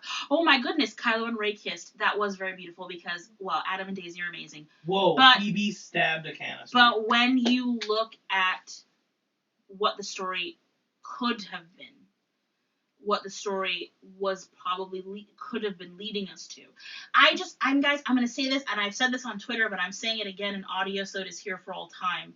I do not understand how you have your biggest villain and your greatest hero who love each other, at the very least, are extremely sexually interested in each other. Sorry, they are. Okay? Mm-hmm. But love each other. Let's be clear. They love each other. Okay? And neither of their factions know this. Mm-hmm. But if they did, it could bust open the entire, whole galaxy, and you do not use that as a plot point at all. It's literally fear of storytelling. Yes. Like, you literally this was have running the most storytelling. Juicy secret that anyone could know. Yes. And you literally have left it. This is like... Hux could have said, I'm the spy, and I know that Rey and Kylo Ren murdered Snoke together because I have the videotape. This is as if at the end of Romeo and Juliet, people were like, so Romeo was Mercutio's brother? Yeah, exactly. He wasn't related to anyone, right? Yeah. Like, why would you leave this level of ambiguity? Why would you? Because they ran from any romantic storytelling. Because this is the worst. This is what's so frustrating to me. I think the one day that I really had a bad day was when Mary and Brandon said we were debating whether or not we left the kiss in or not, depending on how the story went, and that broke my heart because that should never have been a question of whether or not that was in there. And that just goes to show me how much they were running They didn't have faith? They did no faith in this story. Because I'm sorry, part of this story, the A-plot of this story is the relationship of the Force between Rey and Kylo Ren and the fact that they have an emotional, compromised relationship, but they are supposed to quote-unquote kill each other, but all they really kind of want to do is go off in the Falcon together and have some quiet time. Okay? Like, that's all they want to do. They want to be in a hut together, holding hands and telling each other they're not alone, but they are the leaders or the avatars of magic on either of these factions, and they're supposed to be the big people that do this, and yet they kind of just want to smooch. But they ran from that so hard to the point where the editor of this movie said, we didn't know whether or not the kiss was going to be in or not. That should never have been a question. But I can't even believe her. Like, I know, I can't even believe her. I can't even believe her. Like, everything just seems like spin. Like, just to give either side a hope. some Yeah. argument And to that's the keep thing, on going. is I feel like all of these after interviews of these creatives is literally just them saying words that are physical spears so that people can go and have their fandom battles online. Here. It really does. It feels this movie no longer where The Last Jedi was trying to say, you may not always like the answers you get, but really at the end of the day, what matters is that you are all together and you're fighting for something worthwhile and you love Star Wars. This movie's saying, nah, here's a pitchfork, here's a spear, fight it out. Because you can decide the story for yourself, and you'll be deciding it forever and trying to do it anyway. So we might as well just give you a helping hand.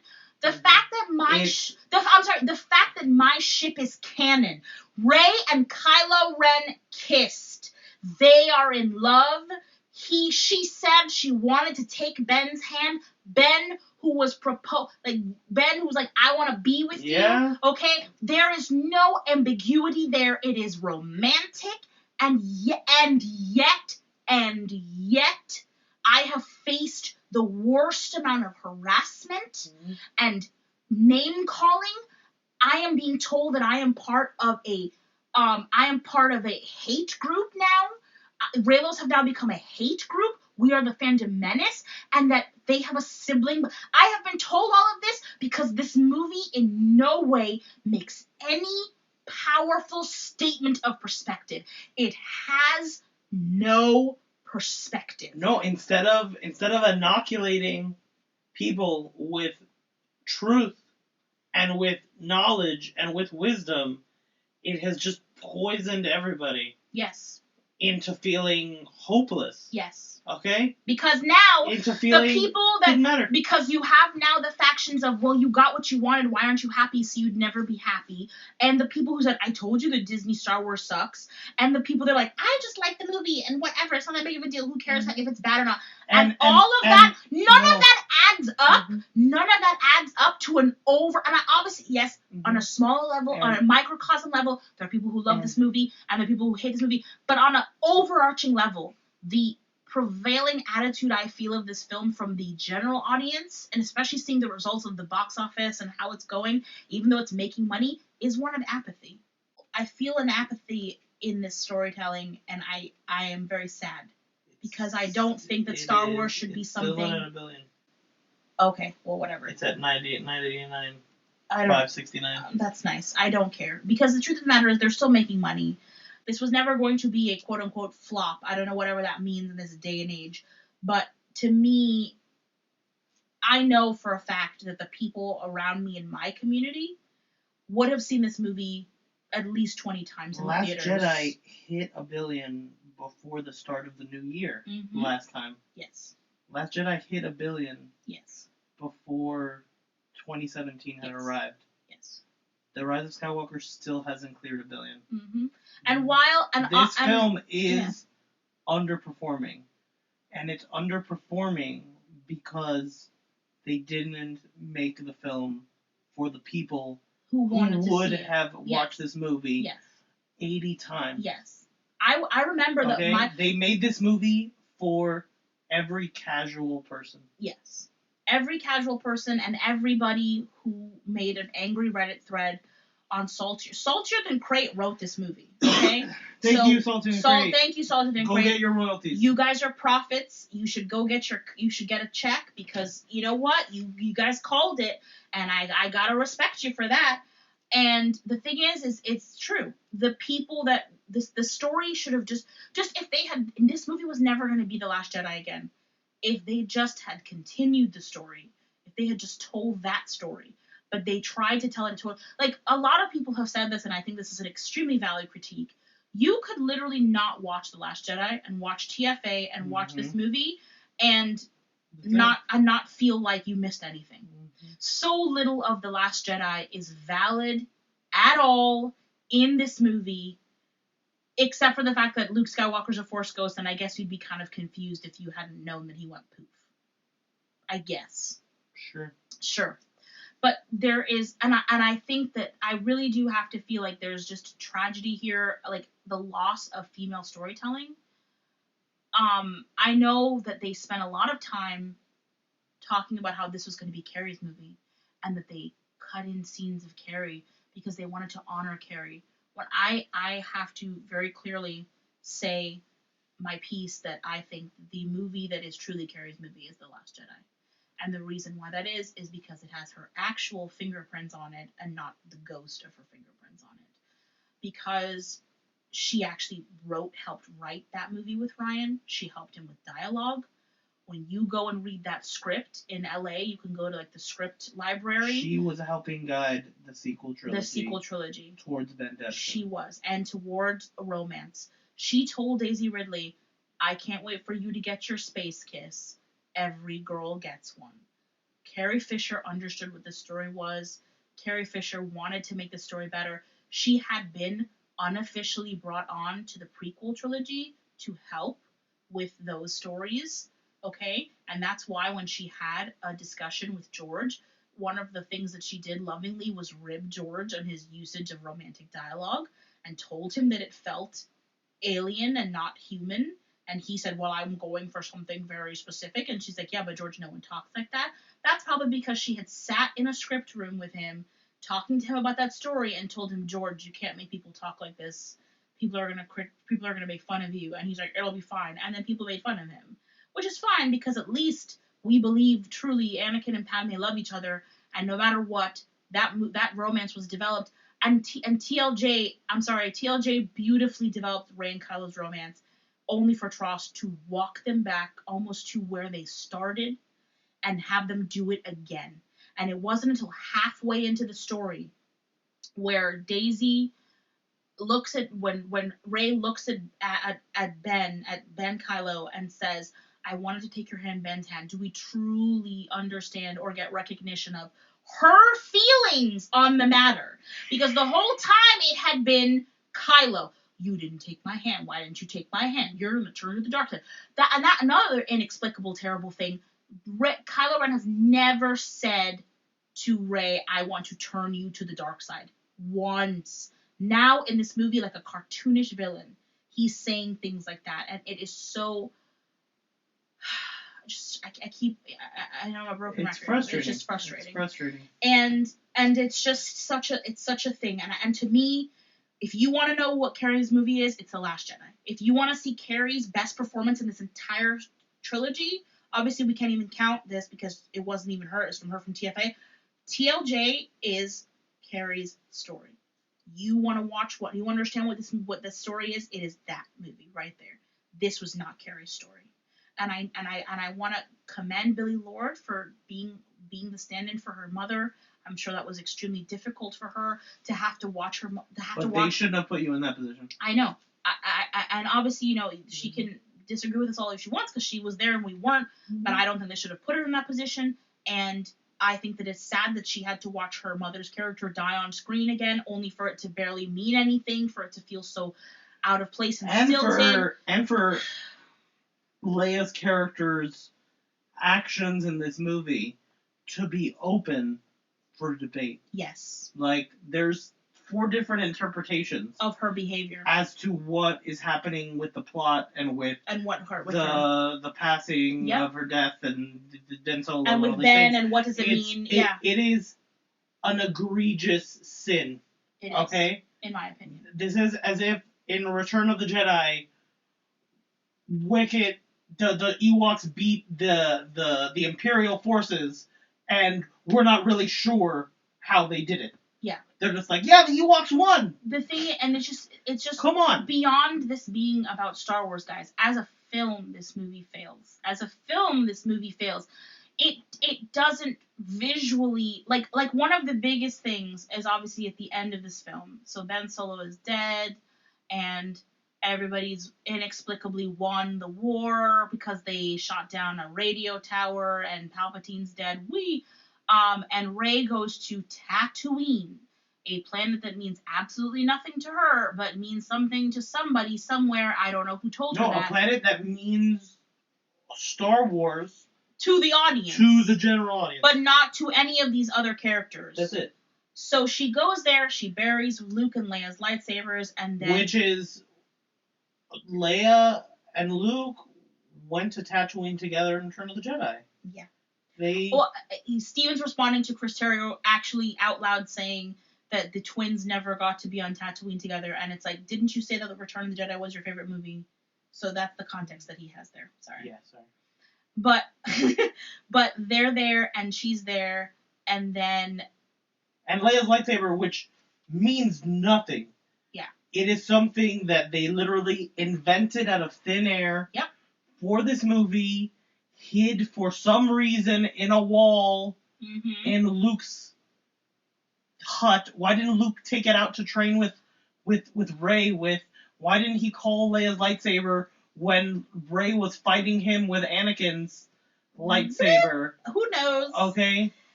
Why? But the point is that just to look at this, I'm trying to look at this cinematically. So yeah, but I'm saying cinematically, it doesn't make that sense. lightsaber was introduced 15 minutes ago. Exactly. No, yes, but I'm saying in terms of just how much this movie has failed in terms of storytelling, in terms of visual storytelling, and in terms of actual storytelling.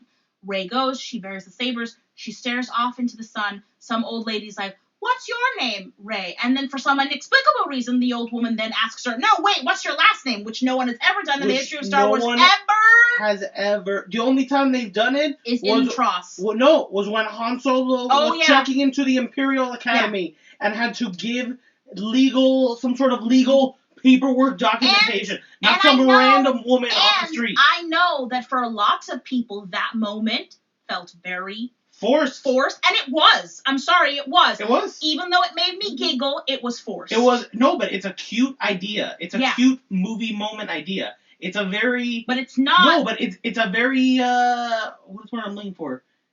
It's a very corny movie idea. It's a very prequel type of idea. You know, which works. Which ideas in Solo? It works in Solo. That's what it is. But it does not work when you're literally using it as a plot point for your main to reinforce the theme of the film. Yes, exactly.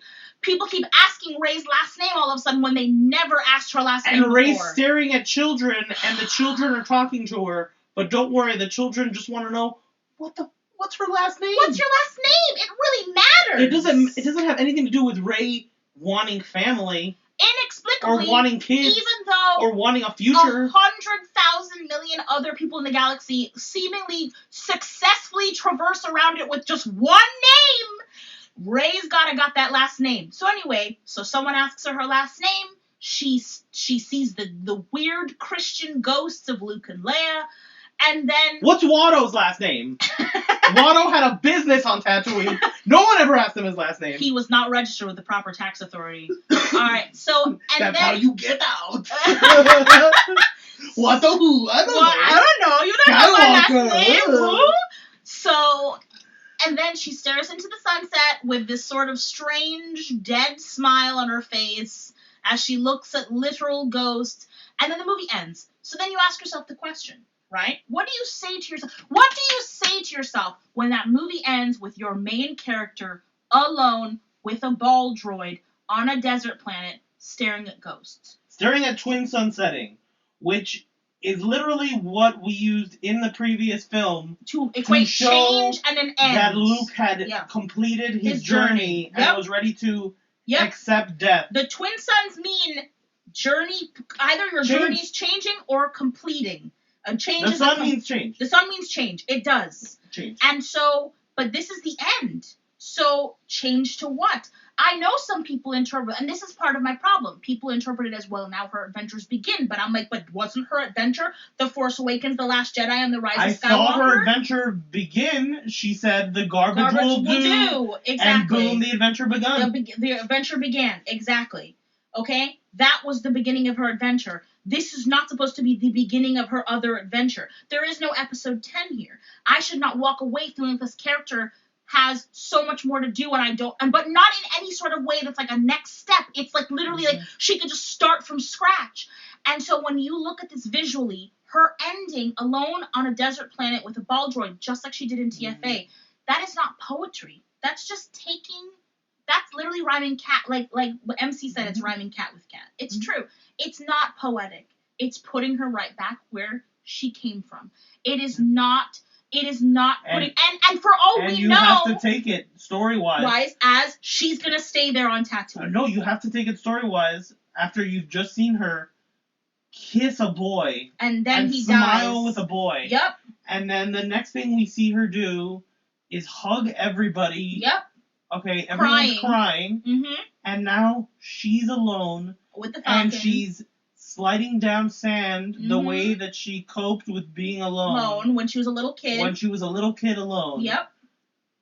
We have to assume that she's going to go into depression. Exactly. This is where she is. You basically spayed Rey like she's a female dog. Yeah, they spayed her. And they have put her in a position where, like, visually in the story, I have to assume that. And no amount of explanation or people saying, well, I didn't assume that. I don't care what you assumed. It's what the story is telling me. Let me tell you something. If you knew nothing about Star Wars, if I, in 100 years, in a society that has collapsed and they've never seen a Star War, and I said, you're going to watch these Star Wars, and I showed them this movie, and I asked them, what do you think is going to happen to that character next? Do you think what do you think she's doing there? They're probably going to tell you she's going to live there now. She's living on Tatooine. When I was a little She's claiming this weird hut for some inexplicable reason that I don't understand because I don't know what this planet is. Because if I had only ever seen TFATLJ and Tross, I wouldn't know what Tatooine is.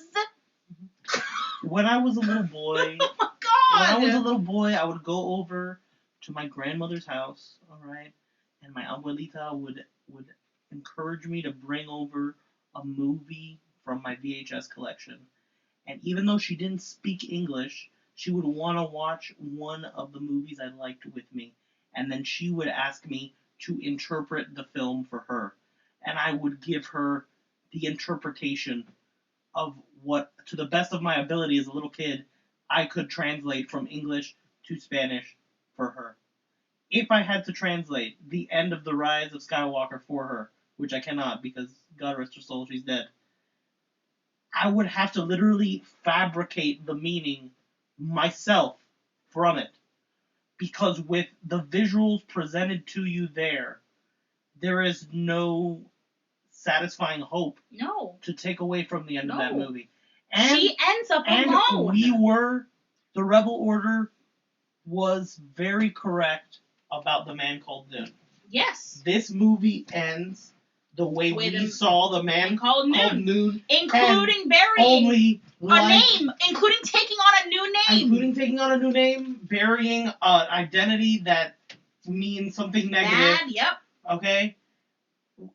We thought that obviously Ben Solo. This had to mean Ben Solo because he's the only one who has a specific name that is worth bad. burying. Yeah, exactly. We didn't expect J.J. Abrams to spit on what The Last Jedi had established. Yeah.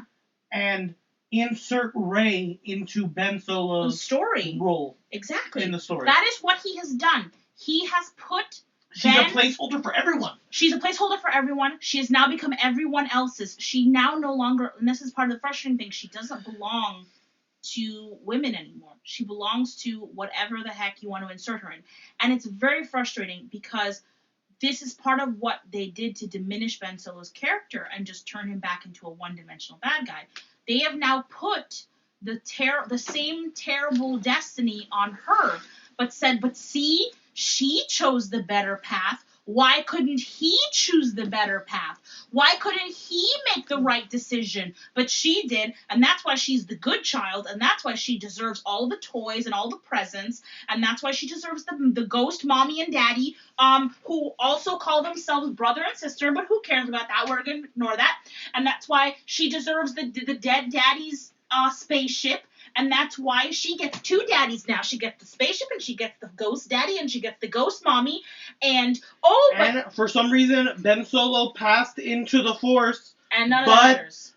We can't see him as a Force ghost. And why? We can't see a funeral for him, so she obviously didn't care. Even though you just spent the movie telling me that they are literally a dyad in the Force, that they are soulmates. They are the literal definition of soulmates. They are two beings in the Force that are connected through a bond that is inextricable, and yet somehow he poofed away, and she's standing on a desert planet. And I think the thing that really grinds my gears, guys, is that the way that they set up that Tatooine would be a great place for her to end up is Pasana.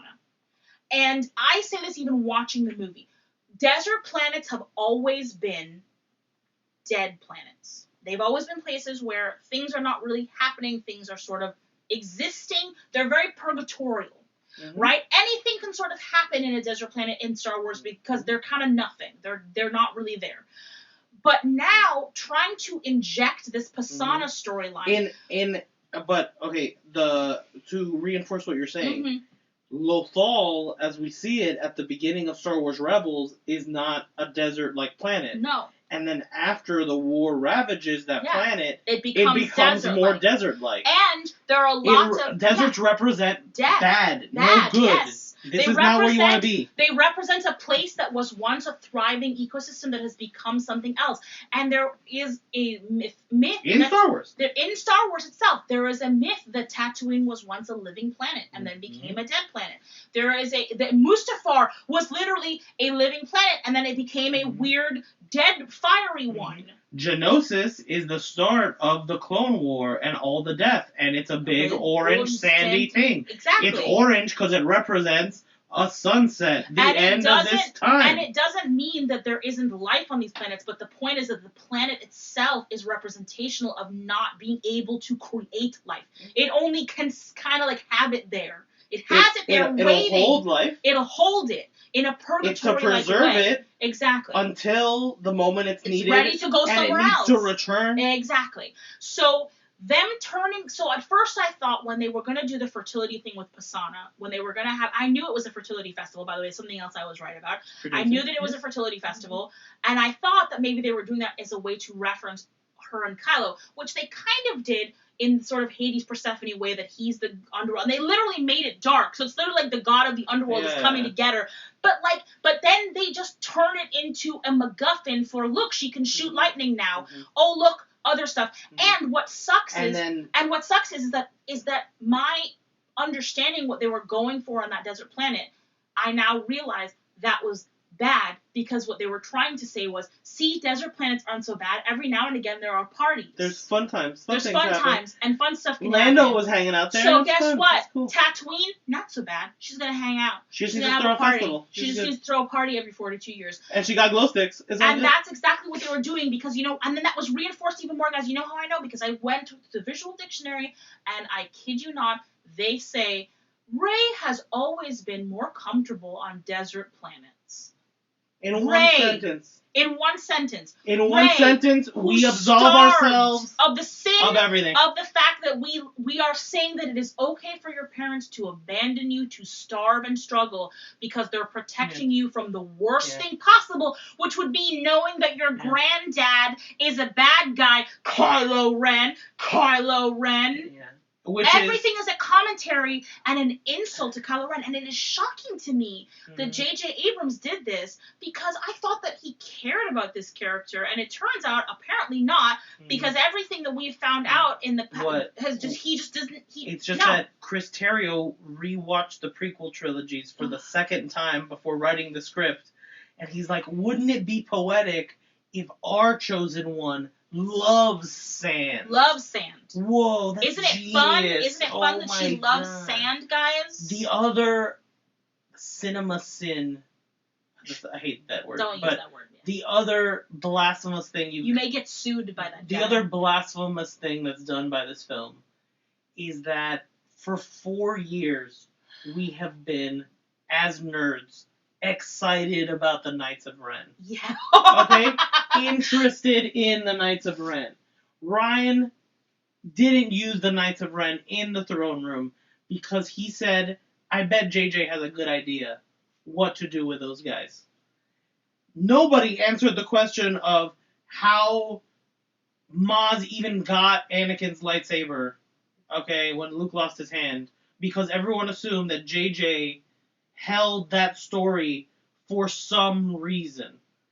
And this movie didn't answer either of those questions. We know as little about the Knights of Ren as we did in The Force Awakens just solely by watching this movie. The Knights of Ren have one action sequence, which is their death action sequence, which cinematically doesn't even make any sense. Why would you invent a team of dudes and then only ever show the team of dudes the one time that they all get beat like punks? Yeah. And then you literally have the entire team of dudes on a planet with all of your heroes, and they could have fought all of those heroes, but all of your heroes ever fight are the jet troopers and the regular stormtroopers. It's so frustrating. And Chewbacca gets captured because the Knights of Ren catch him, but we never even see it on screen. I think that's why it's so hard. Chewbacca survives, but it's not on screen. It's so hard to talk about this movie, Sky, because when you talk about this movie, you feel like you're going slowly insane. Because it's an onion of nonsense. Failure. It is an onion of nonsense and failure. And seriously, that's the worst part, is that the missed opportunities aren't even about, like, okay, screw us and our romantic, our expectations. Moony, thematic expectations. How about just, I don't know, good, fun action storytelling? Wanting cool things to happen. Why wouldn't the guys with big weapons not do anything? Why would they do They have nothing? a chance to have an action sequence on Pasana. They don't have it. They have a chance to have an action sequence on Kajimi. They don't have it. Why are they there? Why are they there? And then for some reason, they are on Exegol with Palpatine. Yeah. And for some reason, they know Yeah. that Ben Solo is no longer Kylo Ren. Somehow. And then they also have decided that they are allied with Palpatine always, no matter. Like, there is a comic book that is about to explain somehow how the Knights of Ren and how Ben Solo took over the Knights of Ren. So he is their leader. But they say this in the movie. And in all of the visual dictionaries, the Knights of Ren. And in all the visual dictionaries, they make like all of these points about how the Knights of Ren only obey Kylo Ren. And then they don't at all. Oh, I'm sorry, except for one shot of them walking down a hallway. They're really demanding that. They're really obeying that Kylo Ren there. It's wow. And so, yeah. And I just... I think that's even just the saddest part. It's not even about all the questions the thematic that stuff. It's the actual movie stuff. This movie feels like a 2-hour panic attack. But like a normal movie, it makes you ask a question and then answers the question. Yeah. And then that's why you feel satisfied. Yeah. At the end of the movie. Yes. All the questions this movie asked you, and none of them are given any satisfactory answers. No. Why does Kylo Ren put on his mask again? Why does he get it super glued together? Who knows? Why did the Knights of Ren even want it to happen? Who knows? Someone on a comment section will figure it out for us. It's okay. No. The only answer you need is the same answer that Palpatine gave. Something Palpatine. Something dark side. Something. Yeah. The dark side is a path to many abilities some consider unnatural. That's it. That's the only answer you need. Yeah. The moment that solidifies that this movie is not trying at all is in their big resistance exposition scene that's routine. That's a routine in all of these Star Wars films, is the resistance explaining to themselves what's going on. I know what you're gonna say? And what they have to do. And Oscar Isaac with a straight face has to just look at the camera and say, somehow Palpatine has returned. Boom! I mean, That's it. In any film you've ever seen in your whole life, did you think that it's satisfying for it to say somehow something happened? Can that be the name of this episode? Could this be somehow our review of the Rise of Skywalker? No, just say somehow the Rise of Skywalker happened. Review happened. Because that's what it feels like. It's so inexplicable, guys. But it's also not, that's the most infuriating part. It's inexplicable, but it's not inexplicable. The Rise of somehow. Because you can actually see the very real, that I've never seen in a film, the ideological struggle that was happening behind the scenes of this story. Okay? You can see the schism in the people that believed in this story group and in this content, and the people who were like, no, we gotta sell the toys, and they're all mad at us, and no one wants to be mad at us. And that very and much... we felt it. We felt it. Oh, super, yeah. We felt it. We did a podcast on our other podcast, the Vundacast. That was the weekend Solo came out, where we talked about the fandom menace for the first time.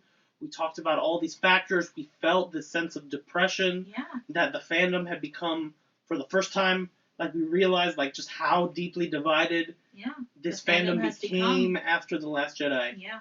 And we chose to take the message of The Last Jedi at that moment. Yeah, and save what we love. And keep hoping and keep trying to save what we love. And the truth of the matter is... Oh, I'm sorry. Did it. And the truth of the matter is that I, sadly, perhaps this is masochistic of me, but I still want to save what I love. I still believe in the myth. I still believe in that story. There is a part of me that just believes somehow, maybe, if they learned their lesson at all, they will let the story group try to fix this, and this will all be some sort of odd fever dream everybody had, and Palpatine lies, and it's easy, and Palpatine's a big liar, and whatever. And this is all a big bad dream. Okay? I somehow want that to be the reality that I'm walking into.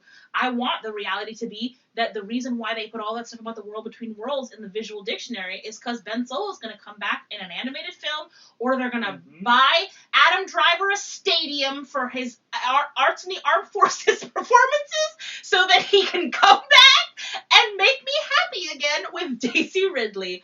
I want to believe in those things, and whether that is foolish or silly or whatever, but I also want to believe in this fandom. There has been so many beautiful transformative fix. There have been so many beautiful transformative storytelling. Myself, I will toot my own horn. I realized when I was right the week after the movie came out, I saw people. I always tweet at random hours in the morning because I would go to work, and sometimes I'll tweet at like 6 in the morning, and sometimes I'll tweet at like whenever I'm asleep because I have erratic sleep schedules. But I would tweet at 5 in the morning or 6 in the morning, and nobody would like my posts. But then all of a sudden, I was tweeting at 5 in the morning and whatever, and there were like 50 likes on my post, and I realized people aren't sleeping, people aren't eating, people aren't taking care of themselves. So I started this thing called @RayloCarebot. That's the Twitter handle, @RayloCarebot. And it is, in quotation marks, a bot that is really me. But I was like, I need to just tell people, remember to eat, remember to drink water, but I'll do it in a way that makes them remember how much they love Raylo, because I think that's one of the painful parts for a lot of people. There have been people who left this fandom. In the wake of Tross, I have seen a lot of people leave. I have seen people get angry and sad. And in the wake of the harassment that we've received, even though that our ship is canon, we are being told and blamed for the consequences, for the crap in this movie, for the badness of this movie. We are being blamed. People are angry at us because the one story that was developed and was actually come to pass was Rey and Kylo, which had been developed since the beginning, no matter what they try to tell us or lie to us about or deceive us. And that's the part of the movie that actually everyone works. Feels most successfully everyone's favorite moments are in relation to those two characters. Exactly. And that angers casual and non-casual. And that angers a section of people. And so now their main goal has been to basically turn us into, with the help of actual official, I can't believe I'm saying this in the year of our Lord 2020, official people who were a part of this film, with the help of them, we are now becoming the scapegoats for why people are angry at Disney, at this fandom, and it has been very difficult. And the problem with that is that when you say that, people literally laugh at you. So you're not even allowed to be vulnerable. But honestly, we have to be vulnerable. And I will say this, and you can interpret this with every R-rated meaning, criff you. Criff you and criff all the people. And if you don't know what criff means, maybe look it up in the Wikipedia, because you're not really a Star Wars fan. Anyway. Gatekeeping Danny, what? Whoa, Gatekeeping Danny. You check know, Wikipedia. Whatever. Slice. Criff you for trying to make me feel like I was living a lie this whole time. Criff you for trying to make me feel like I don't belong here. And so much of the behavior that I've seen over the past few weeks has just been us like trying to exist out of spite. Because we refused, because I really do feel this heavy wave of you do not belong here. And it's coming from every side. The fandom menace, people who are, I don't know, Stanikins, whatever. I don't care what you call yourself, but anybody who isn't someone who considers themselves sympathetic to Reylos or a Reylo, I have felt your vitriol and I felt your disdain, and I don't understand, because especially since from my perspective and me, I have spent so much time like pretending, like literally living on my own side of the fandom and not wanting to dampen your parade or do anything to you, but you continuously come into my space and try to assert your rage on me. I'm sorry that the story didn't go the way you wanted it to, and I'm sorry that things make you mad or that we're easy targets or whatever, but I don't think it's acceptable, and I really don't care. And I block liberally, FYI. So if you're going to come into my mentions, I'm not even going to engage with you. I block liberally. I use blockchain. I have no qualms about it, and I really am not interested in your opinion. I belong in this fandom, and my ship is canon. No matter how it went down, Rey and Kylo Ren kissed, and it was a beautiful kiss. It was glorious and wonderful. Ben Solo redeemed is everything I imagined him to be, if only he had been allowed to speak words. Because Ben Solo redeemed, Adam Driver poured everything into that performance, and it was so glorious. And I spent days after this movie just crying, because I was like, he loves her so much. It's such a beautiful display of love. Even his sacrifice, as much as I hate it, because I felt like he should have been able to come back from that. The fact that he did, I knew he was going to sacrifice himself. I always knew that. I always knew that he was going to sacrifice himself. I just thought they were never going to be like, well, the beast is dead, and now he's, so who cares? He's not going to become a prince, guys, because he's dead. But I never thought that was going to happen. I thought, well, Beauty and the Beast, the prince comes back to life after dying, because he transforms. There was only one rose petal left. There's only a limited amount of magic. Oh my goodness. The beast can only come back on his face. They had worn out, his health points were low, so he couldn't, do that. That's literally how they decided whether he lived or died, with some sort of video game logic of, well, she gave him her health, and then her health was drained, so then he had to give her health, but then she was... The worst part is that if you watch the movie visually, Rey is dead. It is a very long, terrible look at her open-eyed corpse in that scene, and you have Chris Terrio, the co-writer of this film, saying, nah, she was only mostly dead. I mean, are you serious? So then why does Ben die if she's only mostly dead? Why does his health point drain to 0 and he doesn't get a level up? Why are children crying in the cinema? Why? If she's just mostly dead? And what's hilarious is that people think we're exaggerating, but my friend actually went to go see it with a general audience, went to go see it with her husband again, and she saw a child crying coming out of the theater being really upset. So this is not people think things are people are making up. I know people that will not take their children to go see this movie because they watched it and they felt the messaging in this is so upsetting that they just don't want to take their kids. And I've heard stories from other podcasts talking about this. And I am sad. I am sad that this is Star Wars right now. Because to me, in trying to appease, as Karina Longsworth said, in trying to have their cake and eat it too, in trying to appease every part of anyone that ever likes you because you just want to keep the status quo, you have created a situation where everything feels worse. Well, it's just annoying because by the end of it, right? The fact that people want to say that Rey's story can finally begin is you're basically saying that the only thing we can all agree on is hello. Like, the only thing as a society we can agree on is, hello. We'd like more stories. Yeah. That's it. We like this story, and it feels... I feel especially cheated by this because I really felt in a deep way that this was our trilogy. Yeah. That they were making a story... For us. Yeah. For us. For people that, like me, who grew up on Star Wars, who believed in Star Wars, who loved Star Wars, and thought that Star Wars had more power than just being every other movie. Yep. And they reduced Star Wars back to just Fast and Furious. This They was made it every other movie This was a again. Marvel movie. This was not a Star Wars movie. That's why it feels so alien to the canon to me. It feels like, I know some people like this, and that's the thing, is that for some people, you'd look at me and call me a hypocrite and say, well, that's what people feel about The Last Jedi. And I'm like, you know what? You're right. Fine. You're gonna call me that, sure. But those people were, I feel very much, when you ask those people why TLJ doesn't feel like canon to them, the reasons that they give is quite different than the reasons that I give. Just FYI. I do not appreciate being put in the same position just because fans expressed, and that's the thing that I always cannot stand. I have no problem with people expressing their disappointment in a film. I'm sorry that they didn't like The Last Jedi. I don't have a problem that they didn't like The Last Jedi. Some people hate The Phantom Menace with a fiery passion of 1,000 suns, and yet they still watch a Star Wars movie. Okay? I don't care that you don't like something. What I care about is that you have spent the last 2 years of your life, and will apparently continue to until the day you die, making me feel like I am lesser for liking it.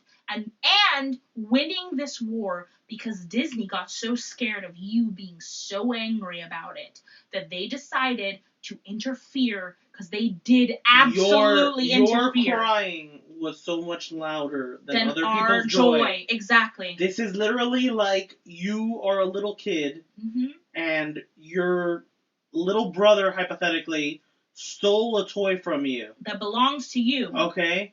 And you learn to move on with it. And your brother's been crying so much, your mother took away all your toys. Yep. And said you can't have any fun. You can't have any fun. I will never forget when we were doing a podcast at Florida SuperCon, and we were talking about The Last Jedi. And I looked at the men in that audience, and I told them, Star Wars isn't for us. I appreciate the journey, but it's not for us. I remember how quiet they got. They felt uncomfortable about They felt uncomfortable about that statement, and I'll never forget their faces. Some of them were my friends, and I'll never forget their faces. And these were all older men in their late 30s, 40s, or even older. These men were uncomfortable with that statement. Me telling them that movie was not for them shook them to their core. And I think that is exactly what has happened here. And obviously, there are all different age brackets involved with the Phantom Menace trolling, but the loudest voices I have noticed on the biggest platforms do not seem to be 12-year-old boys. They are men in their late 30s, mid-30s, men who, I watched the original trilogy a million times, and I love lightsabers. Those are the men with 1 million views. Those are the men with huge commentary, live chats, getting super chats, getting people telling them how awesome they are. Those are the people that are getting the attention. And so therefore, those are the people that wrote this movie. So I really hope that they liked this, because this movie was written for them. It was not written for the future, and it was not written for me. And it makes me very sad. They did like it, but they didn't love it. Of course. And they couldn't have loved it. No. Okay? Because they gave up on loving this. Yes. They gave up and instead of being on able loving to move it for what on, it was. And instead of being able to move on or just take what they could appreciate from the story and continue with it, they have insisted that they must own it. And that's why this story of what happened to Tross feels so socially relevant to what is happening in our society. It feels that way. Anyway, so I think we have sort of done what we can, right? I don't know. I think that we've done. Do you want to top 3 things you liked really quickly? You can just list them so that we don't end this on such a negative. A quick list of positivity. A quick list of positivity. 3 things. 3 things. 3 things. Or 2 things if you can only think of 2. I liked seeing Ben Solo versus the Knights of Ren.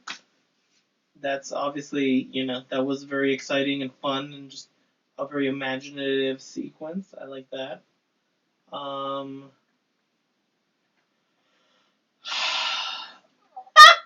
Your turn. Okay. So I don't steal all the points. Sure. All the best things. All the best moments. I mean, but they're your moments. If there's not 6 moments. But they're your... your turn. I'm sorry. Okay. There you go. Everything Ben Solo. No. One thing. That's one thing. Picking everything. He was only there for 5 minutes. I get to pick one thing, Ben Solo. The Han Ben Solo scene. Okay. Was obviously really fantastic to see Harrison Ford one more time say this dialogue that was written by John Kasdan for this movie. And that was one of the moments of the movie that actually felt thematically relevant and was kind of a sense of poetry versus just cat with cat. Mm-hmm. And JJ tooting his own horn, which is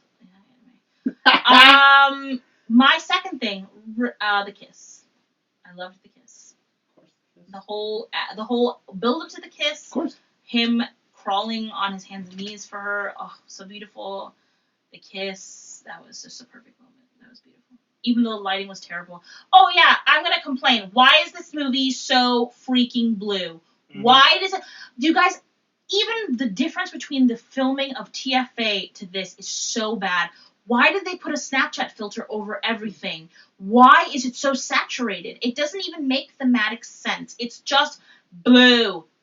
It was, someone said it's like that he saw TLJ and saw Ryan's use of red and said, oh, okay, blue this time. No, that's not how this works, dude. It's not how this works.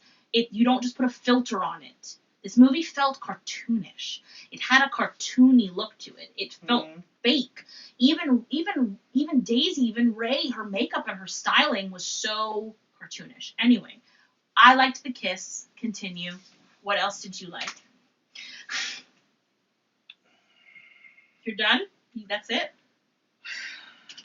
I liked, I guess I like Babu Frick. Babu Frick was cute. Yeah. And adorable. And he said, I'm Babu Frick, so that was fun. I like that. I like Babu Frick more than Boolio. Yeah. I hated that Boolio says, win the war! Yeah. And then Boolio in the visual dictionary is like some guy who was just like... A guy. Who was just passing information and like giving goods to the resistance. And then for some reason, in the movie, he's beheaded and screaming, win the war. And then for some reason, on Fortnite, which is canon, he's holding a giant machine gun. I know. We have to assume that Fortnite is canon now. Everything in Fortnite is canon. Oh, man. Kylo Ren can dance. We know this. It's beautiful. My third thing is I really liked Zori Bliss's outfit. I did. I loved her outfit. Except for the weird helmet. But I liked her jumpsuit. And I liked the designs on it. Mm-hmm. Even though, I will say, as someone said, it is literally just Slave Leia with a jumpsuit on. Oh shit, she says Slave Leia Boba Fett? Damn. Yeah. It is kind of, But I did really like the design of the belt and her weaponry, and I thought that was very cool, and I thought that it was going to be thematically relevant, but apparently it meant nothing other than she is cool. She's just cool. And, I'm sorry. No. What's also important is Poe is straight, guys. Poe is really straight. And his outfit looks good. Yeah. Oh, did we talk about how racist Poe's storyline was? We didn't. But I think that's been covered. We didn't have time to get to that. But I mean, you as I want to hear your thoughts as a Hispanic man because like. Well, we heard on Monday night when the premiere happened that they added to Poe's backstory that he's no longer a sort of goody two shoes Republic Navy flyboy anymore. But that he now had learned how to hot wire things, and Finn has to comment, even though he's been hanging out with Poe for over a year doing resistance things, that he's still surprised and confused as to Poe hot wiring things. Even though they're in the resistance! And then Poe's already coded in every way like Han Solo. Yep. But now he's a spice runner. Yep. Like Han Solo was. Like Han Solo. While he was supposed to be in high school. Way to go. Way to deliver your Hispanic character. Just the whole movie was really not good to Poe. No, it wasn't. Like, Poe in your big, giant battle, when he's finally the leader of all the resistance, he could have repeated Leia's line to his battle, to his army. He could have said, hope is like the sun, people. Don't give up hope just because you don't see Lando coming. We can do this. But instead, he's like, no, we're going to lose. And then Lando's like, Hey, Poe, what, you forgot I'm coming? But they can't say Hope is like the sun because, everybody hated that in The Last Jedi. I mean, I'm sorry, the guys on Reddit hated that on The Last Jedi. Yeah, people hate all of the dialogue in The Last Jedi that is clearly wisdom that you're supposed to take into your lives and take with you. And they all think that let the past die is somehow the lesson. That was the lesson. Anyway. It was. Yeah. It turns out it was. It turns out it was. It should have been. Turns out. Anyway, well, in a way, it is still the lesson. Yeah. Because Rey buries the lightsabers. Let the past she die. buries Palpatine's name. Yeah. She lets the past die. It's okay if you're abused, as long as you never tell anyone the dark secrets Never of your life. told anyone, none of her friends, by the way. Never tell anyone anything. Never tell anyone anything. Never share your weakness with anyone. Never share that you loved anyone, even because they're bad, and that's bad, and you should never love anything and never feel any feelings. Okay, I think our tone has gone from I'm so sorry, morose guys. to more vitriolic now. I think we've simmered into a nice I am sorry. verbal. I'm sorry that it's very difficult for me to speak well of this film. Like I said, we took some stuff that we liked from it, and I think the strongest thing I took. Did you have a third thing? I told you, the Zori Bliss. Okay, Zori's the third thing. Yeah. Sorry. I took away from this film, the thing that I took away from this film is that we still have a lot of work to do, but there are so many amazing, wonderful, angry, passionate people that I see who know that we have that work to do and are going to do it. There is going to be a wonderful, I hope, community pulling together doing this. We have to protect each other. I truly hope that they've announced Rian Johnson's trilogy. I truly hope, but even beyond that, even beyond the business of whatever's going on, I'm talking about the fandom itself. I hope that this fandom can learn to truly actually love each other and practice what should have been the messaging of Star Wars, which is radical love and acceptance, which is transformative redemption, which is, you can do better and be better and make the choice to be better every day. And I hope that all the terrible anger that has been going around dies down and people see the error of their ways. I hope that all the beautiful storytellers that I've seen emerging out of this fandom create new stories that I will love and will speak to me and speak to them. Like I said, if you need reminders on taking care of yourself, I have @RayloCareBot on Twitter. It updates every 2 hours. I post self-care reminders. I post Raylo fic links occasionally. I have been working kind of with reading about dialectical behavior therapy, and I'm incorporating some of those exercises into the tweets. So I really am trying to provide a lot encompassing sort of things to help people sort of get through the day, on top of cute pictures of Rey and Kylo Ren.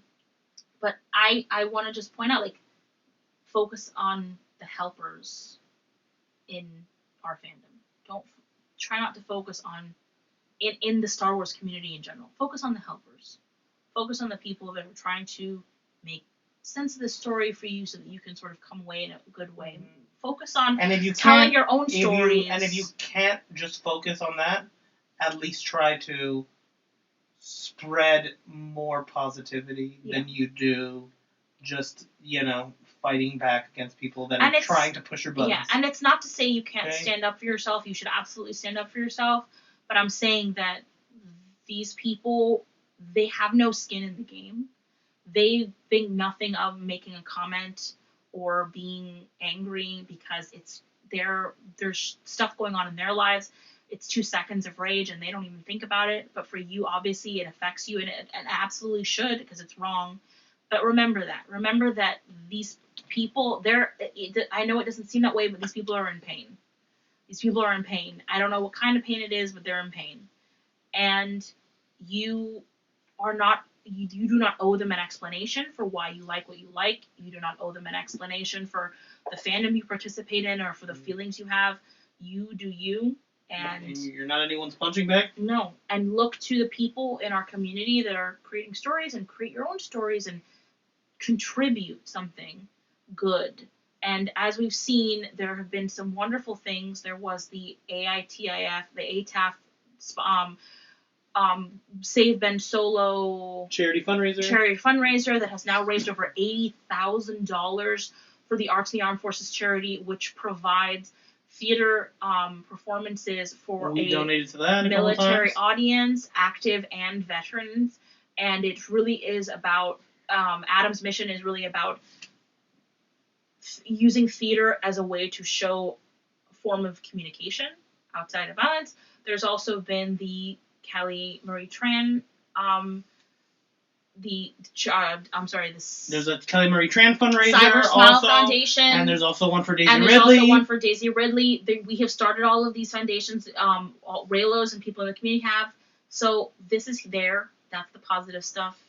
And I guess I just want to leave you with that there are people helping and there are people doing good, and you can do that good too. If you would like to contribute to our Rise of the Raylos documentary, we're still open to more footage and more content. If you have anything about your own story with Raylo and your experience with the showing or screening, with this film, please shoot us an email. The email is, let me make sure that I say it right because I always forget. It is theriseofraylos@gmail.com. Theriseofraylos@gmail.com. If you have anything to contribute, you can send me video or even just anything like that. I would love to see it, and we're going to try to put this together to sort of create another positive thing for the fandom. Our goal is for by August of this year, there will be something for people to watch, even if we share it on YouTube or we share it on Twitter or whatever. We have to figure it out. But if you have anything you want to share, you can do that. And then also, if you want to message us, we are at Rebel Order Pod on Twitter. And our email, what is our email again? rebelorderpod@gmail.com. Thank you, rebelorderpod@gmail.com. Thank you so much for listening, guys. I know this is a very long episode, but you know what? Everybody else's Tross episode has been like 4 hours long. So these are our thoughts. We appreciate you listening.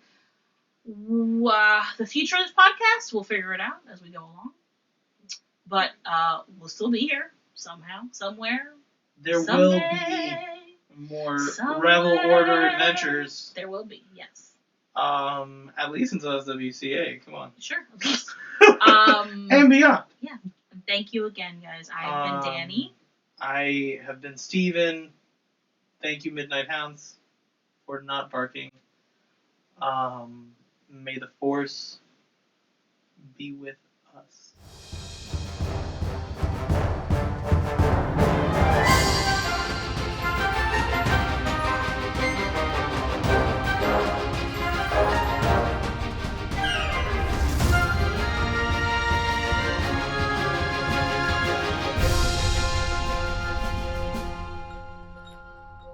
Rebel Order is a Vundacast production.